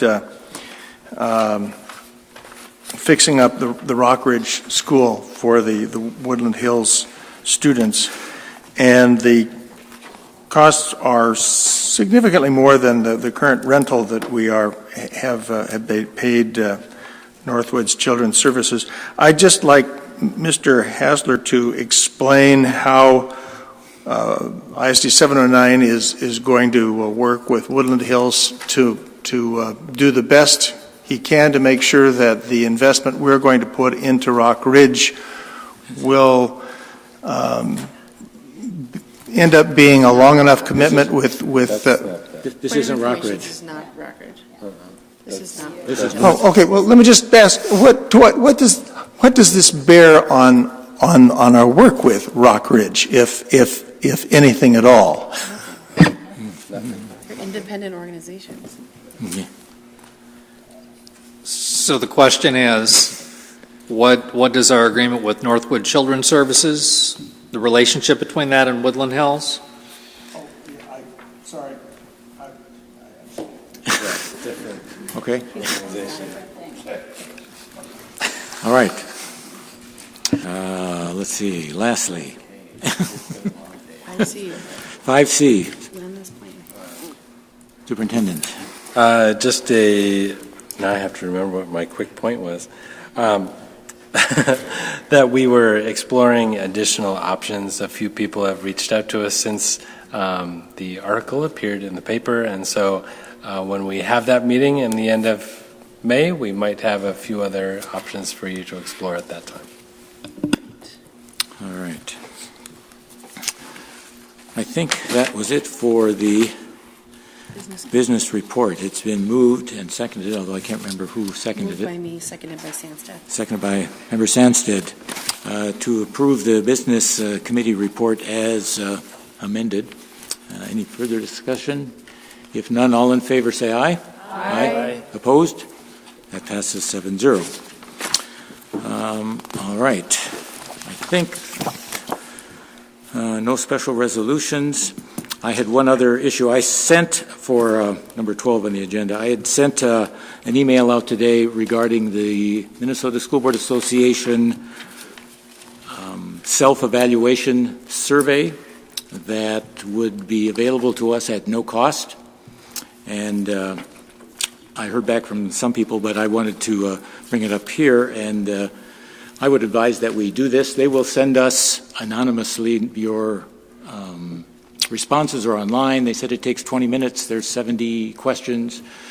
They collate these and send them back, not identifying who said what or who answered in which way, within 2 or 3 business days, and then we can do with that as we wish. There is an option if we want, but we're not obligated at all to have them come up and facilitate something. But I'm not advocating that. I'm just advocating taking the survey at this point in time.